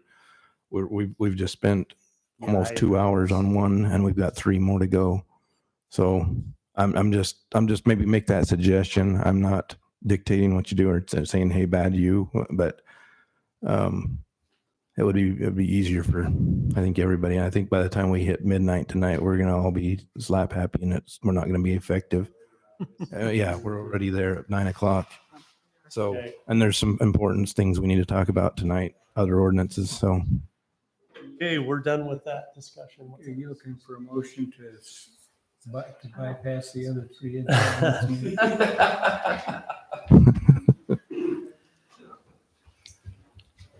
Discussion on combining contiguous lots within a recorded subdivision.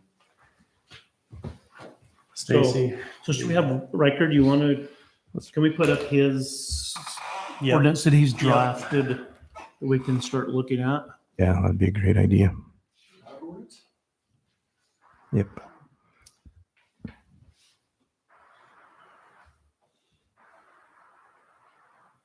So Riker, do you want to kind of tell us where you're thinking? So, this? the ordinance provided in your packets here, based off of the interest in this.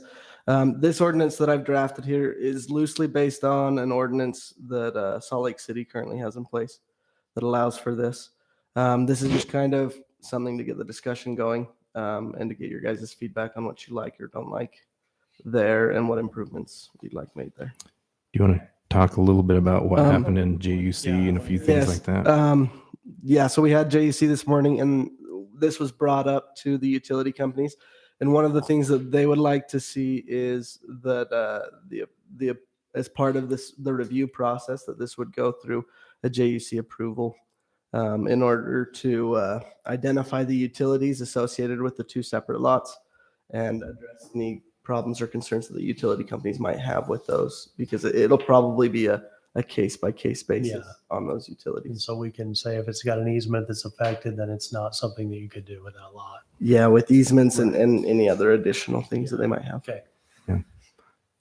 So, So with this that you drafted and so I looked at it and how this all started was I wanted to build a building on a vacant lot.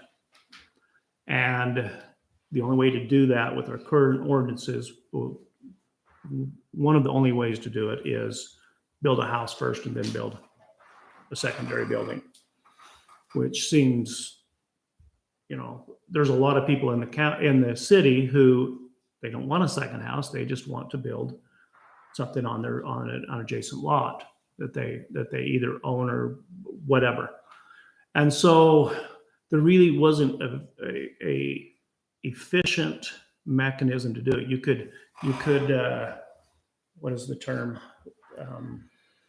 on redesigning a subdivision? I can't remember. The plat. Amended plat. yeah. Amended plat, basically amend a portion of the plat. You don't amend the entire plat. correct. Which can be expensive for the homeowner and more cumbersome for the city. So last year, state of Utah, they passed a law stating that cities can basically streamline this process so that a property owner can more easily utilize their property the way that they feel that they want to. And so again, I'm all for property owner rights, and I'm also all for streamlining processes with the city. So in this that Riker wrote up, there's some good things in it, some other things that I don't agree with. let's see. In this here, it only addresses, well, it kind of contradicts itself, but it only addresses combining lots that are in a recorded subdivision. There are a lot of ground in the city that are not in a recorded subdivision. They're just parcels of land versus lots. So when I talk about lots, I'm talking about a lot in a subdivision. And when I talk about parcels, that is everything else. And so I kind of drew up some other things that taking into, so I went and talked with a couple of engineers, companies and surveyors in the county. I spoke with the county surveyor. I spoke with the individual who writes the ordinances for the county. And so, and I showed them, each of them, this here, and they said that that's probably not going to work quite for what we want to do. So what I did is I took a few things out of this and I rewrote it, taking into account what the input that I got from everybody else. Whether I got it right or wrong, you guys are going to have to tell me because, but so can you pull up the other one? Yes, go ahead. Go ahead. Can you pull up that other one? So really just Yes. quickly, I did speak with Mike Draper, Uh-huh. who is one of the county surveyors. I did speak with him. He is not against it. He just says we need to figure out some sort of a document or map that is recordable with Correct. with that type of a thing. Whether it's because you don't record a record of survey, and that's kind of the instrument that does these types of things in a parcel of ground. So in a parcel of ground, you can, if you own two parcels of ground next to each other, not lots, you can take and just combine those with a meets and bounds subdivision, file the record of survey, rewrite the deed, and record the deed.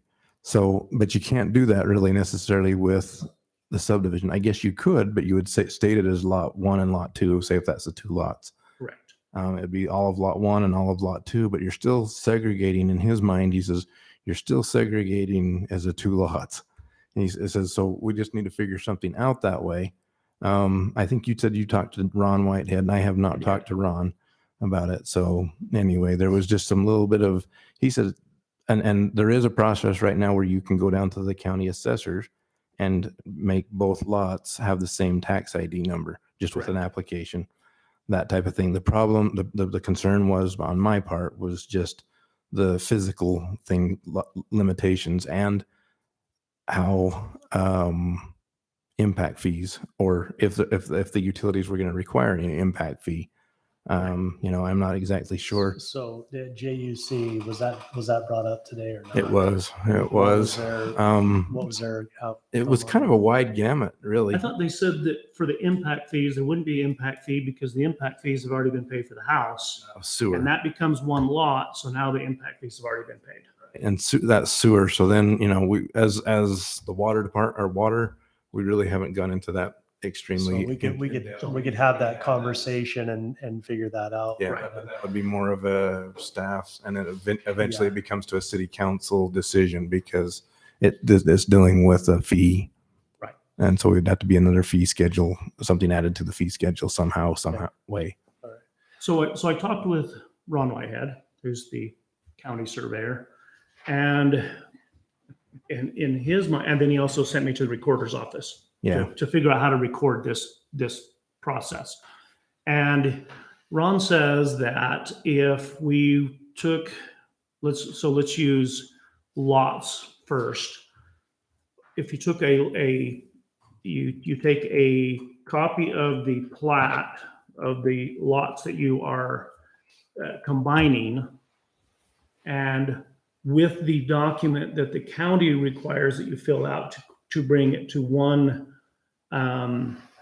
tax ID number. And he gave me some verbiage on what to put on the plat so that when you do record that, and then along with the document that you do, he says that will work so that whenever they pull something up, they can look at and say, okay, what is this document? Oh, that's because this is only changing these two lots in this subdivision.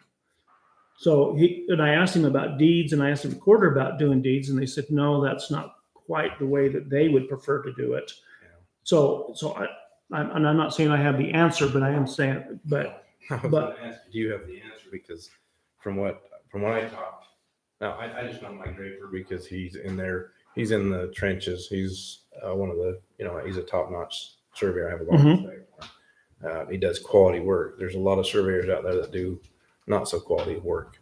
Right. With him, and so I go to him quite often but he's just saying, he doesn't know of a document. Now, if I'd like to sit down with Ron and say, Ron, what is the document we could do to do this that would actually make that, and then we do have those recorded subdivisions that have utilities down every darn line, which most of the time are not even being used for anything. They're just there. That's the way they used to record plats, was as a 7.5 foot utility easement on both sides of the lot line, and we've got to address that just somehow in our ordinance to say, hey, this goes away, that type of thing. And then we've got to be able to keep account of that recording somehow. It's city internally, the city as well. And if Ron says, I'm not so hung up on whatever that instrument is right now.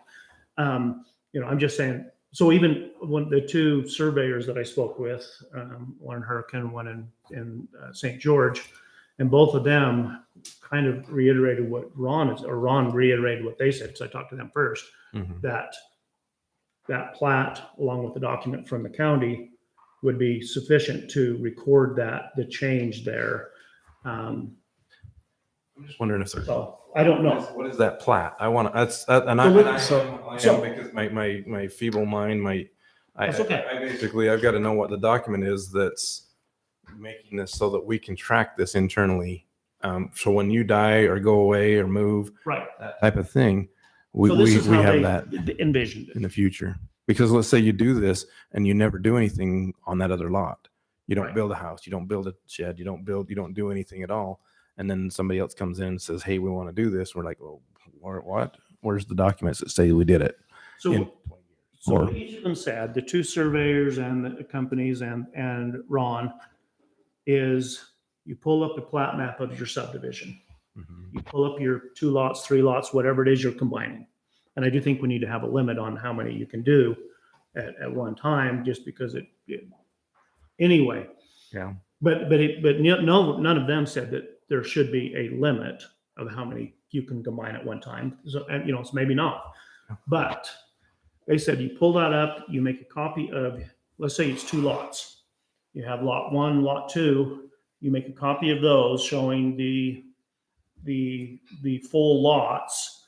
And the legal description is going to be lot 1, lot 2 of Tokerville subdivision, whatever that subdivision is. And so you have the legal description there, and you have what you are conveying or changing, not conveying, sorry, you are combining. So then you have that document, and then you also bring in that document minus the line in between and the verbiage on there that these are the only, the combining of these lots are the only changes made to this subdivision. And Ron said that is very important, because when he pulls something up and he looks at it and goes, wait a minute, what did we just change? And it's just 2 lots. And so that way you can then, the city can see what it is currently, what it's going to be, and what you would record is what it's going to be if it's approved, along with the document from the county. And then the applicant would also have copies of both to give to the city, so that you can see that it was recorded. So usually everything that is recorded, you can pull up. It's all public knowledge. I just want to know what that document is. Yeah. Because I know there's only certain things you can record. You cannot record a record of survey. You can file one, and that's not the same thing as recording it. I would like to be the stipulation on there that it has to be performed. That drawing needs to be performed and created by a licensed land surveyor in the state of Utah. I wouldn't want just people just coming in and saying, hey, You know, Well, we're it's already being ended done it. by a licensed surveyor. That plat has. Whatever that next map is that we're talking about. That's what I'm saying is that one needs to be prepared by a licensed land surveyor, I would believe. Seeing Ron says it doesn't need to be. So I don't know. The And I don't recording, care man. one way or another. So there again, Just so it's done right. Me too. Me too. Right. I agree with you 100%, Stacy. I'm 100% with you there. I think we're on the same page. I just want to know what that document is. You know, I'm certain. I don't know. I don't. I know all the answers. Yeah, I don't know of a mechanism that does that or could do that. So if he can tell me what that is, I And would. the recorder's officer is saying it's not a deed. Yeah. So, Yeah. I don't know. Well, they keep referring to this plat, or used to keep saying they refer to this plat, but Yes. what is that Why plat? could you not record that plat? You could. Would that not been? But it would be the same. The plat is the same thing as a amended plat. Is it an amended plat or is it a? You see what I'm saying? Because when you go look up a subdivision that's been amended, you'll see all the previous recorded plats, and then at the very bottom you'll see the latest amended plat.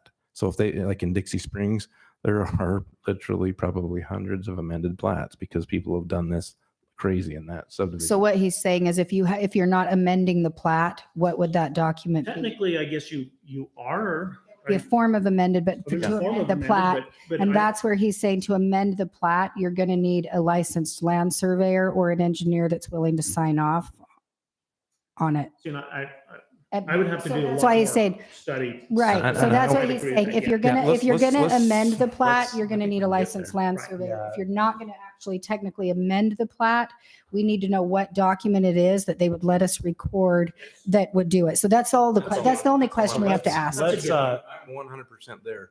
Tell me what that document yeah, is. let's do that. It looks like we got some things that we could work out with Riker and maybe put something together for the next meeting that we might that could be actionable if we get it to that point. And Stacy, you were saying And- there were some other things in this that you would like changed. Well, I think in the I think what we should do is take both Riker's version. that's what I think we should take Stacy's version, and I think that we should, and then they can do some research on what that Absolutely. document is going to be. Just call Ron. That's what I Let's think we have should that do. conversation. Let's talk 'Cause to the we're not recorder going and to Ron. get to that tonight. And then what we can do is we can take both this version of both that Riker drafted as staff and then that Stacy has done and put all of his comments. We can send this to legal, have them put it into ordinance form, the whereases, this and that. Let's get it Perfect. back. Let's get it on the agenda and I see if we agree. can move it Hammered forward. out. Yeah. Let's do that. That way, Perfect. because we're not. okay. Yeah, because regardless, this is going to have to run through legal. And so I think that the easiest way is to take what we've got, our best efforts, put them together, send them to legal. Agree. And then I, let's I meet think back. there's some Okay. questions that we have to have answered anyway. So And the attorney will have a lot of the answers for Yes. this. I mean, they specialize in land development and HOAs. okay, next discussion item, discussion on home occupancy permit. This one should be fairly easy. Afton, would It you? should be really, really simple. So we talked about that at the, so home occupation permits, currently they're done by a permit and then they're supposed to come in and get a business license. The state doesn't do them that way anymore. It's, if you just have a home occupation, you're just sitting in your house doing that. You don't have to apply for that. You don't have to, if you're just doing your books in your house, you don't have to get a business license. You don't have to get a home occupation permit. This thing that we're talking about here, if you just look at this staff red lines, you'll see what we're talking about is changing this from a permit to a license. The permit and the license are exactly the same. So normally what happens is you get a permit, right? And once you have a permit, you've got your permit, you come back through, you get a business license, on and on and on. All we're saying is, you can see from the red lines, we're just removing that permit and making it a license, because what that actually does is moves this stuff to over to, it moves it to the licensing section, moves it to Title VII. So that's really what we're looking at here. So we're just looking at taking out the word permit, switching that to say license, and then you can see in here, it still keeps all of the requirements. You still have to do all of the requirements to get a home occupation, but instead of a home occupation permit, it's a license. It's just a license. You're applying for two of them right now, and there's no reason. your license to do business is your license. So it streamlines the process. I don't know why it was a permit and then a license, but anyway, so you can see if you scroll down, Daisy, like 1023.5. If you go down there, you'll see right here where it just says like the license will contain the following. What happened is the state started saying, hey, if you're just going to be sitting at home, if you're going to be a blogger, if you're going to be doing food reviews or something, you don't need to get a city business license. If you're doing an online business, you don't need a city business license. You still register with the state and do all of those things. Anyway, so this does a couple of things. For one, on our regular permits, it will keep them. It'll make them get a license. Other ones that don't need a license, the state tracks those at the state level. They already calculated into a percentage of revenue that's awarded to us automatically based on businesses that are registered with the state. So it just simplifies it. It cleans it up. It puts it in line with state code and the regulations. It's simple. We ran this by legal already, but we do have to put it before you guys for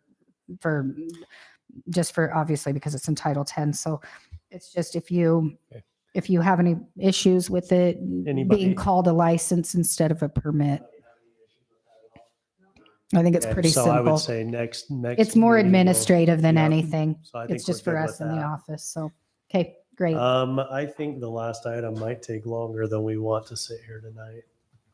So I'm just gonna, let me just say this on this one, I'm gonna ask on that home occupancy, I'm just gonna ask that you guys move that to an actual discussion and action item. at the absolutely, next let's do meeting. that Okay, next meeting for sure. So we'll put that on there. Days, you'll move it on the agenda? Yeah. Okay, perfect. Okay. And then the last discussion item, I think it's the essence of time here. I think we ought to maybe table that one until the next meeting. Yeah, this one, just a brief overview. We had a request to discuss the acreage requirement. Currently, it says it has to be 1 acre. What we're being asked is if there's a possibility that the Planning Commission and City Council would consider reducing that acreage to 1/2 acre.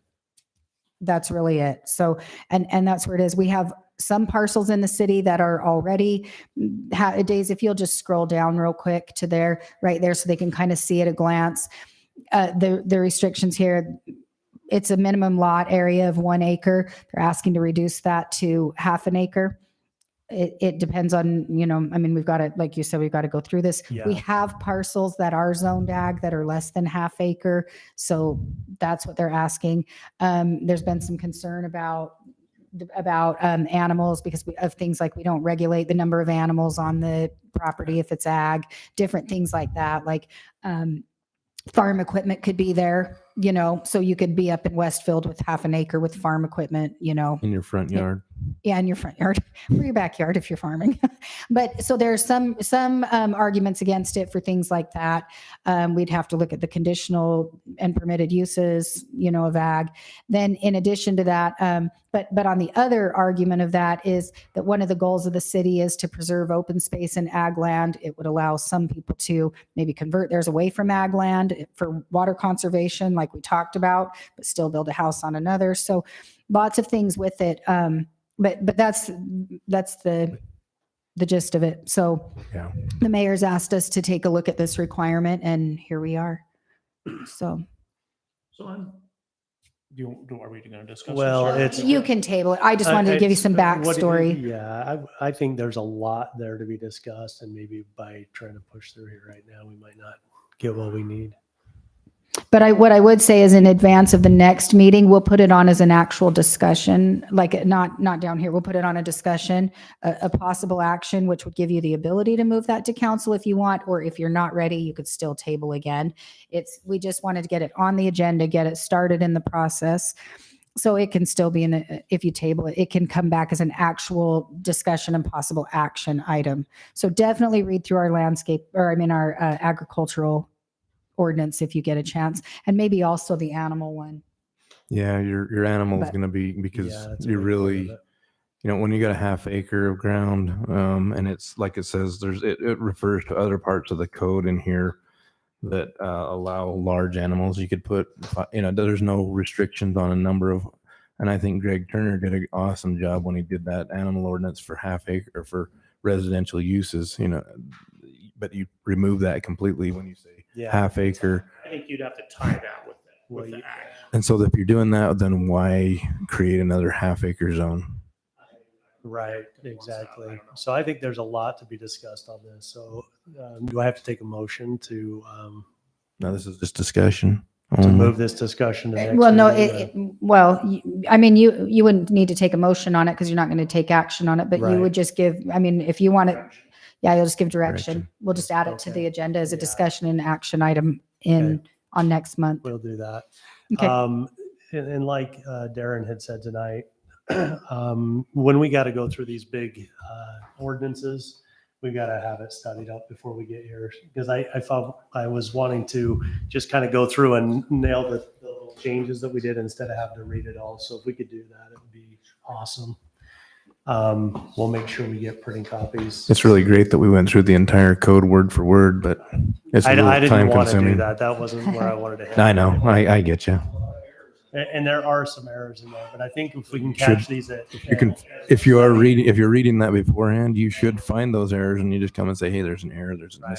That's this is what an I'm error. This is an error. This is an error, or So whatever. yeah, you'll just adjourn. But yeah, I agree. saying. So we find, if we're going through, if I may, we'll just- and we're finding errors, I mean, I'm just emailing you, say, hey, there's this error. Yeah. Oh, definitely. Yeah. Before we even get here. Exactly. All right. Yep. Yeah, and we'll- they'll go in as a, if there's an error in its spelling or something like that, like a spelling error, sure.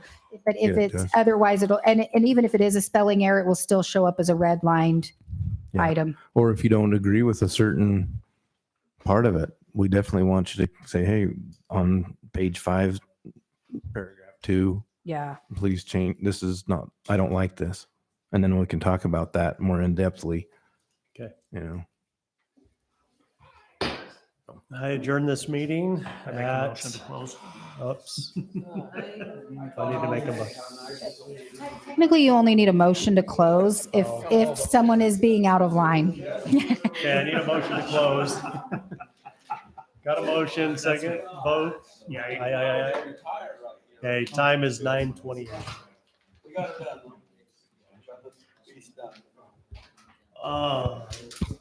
Days are the mic's off.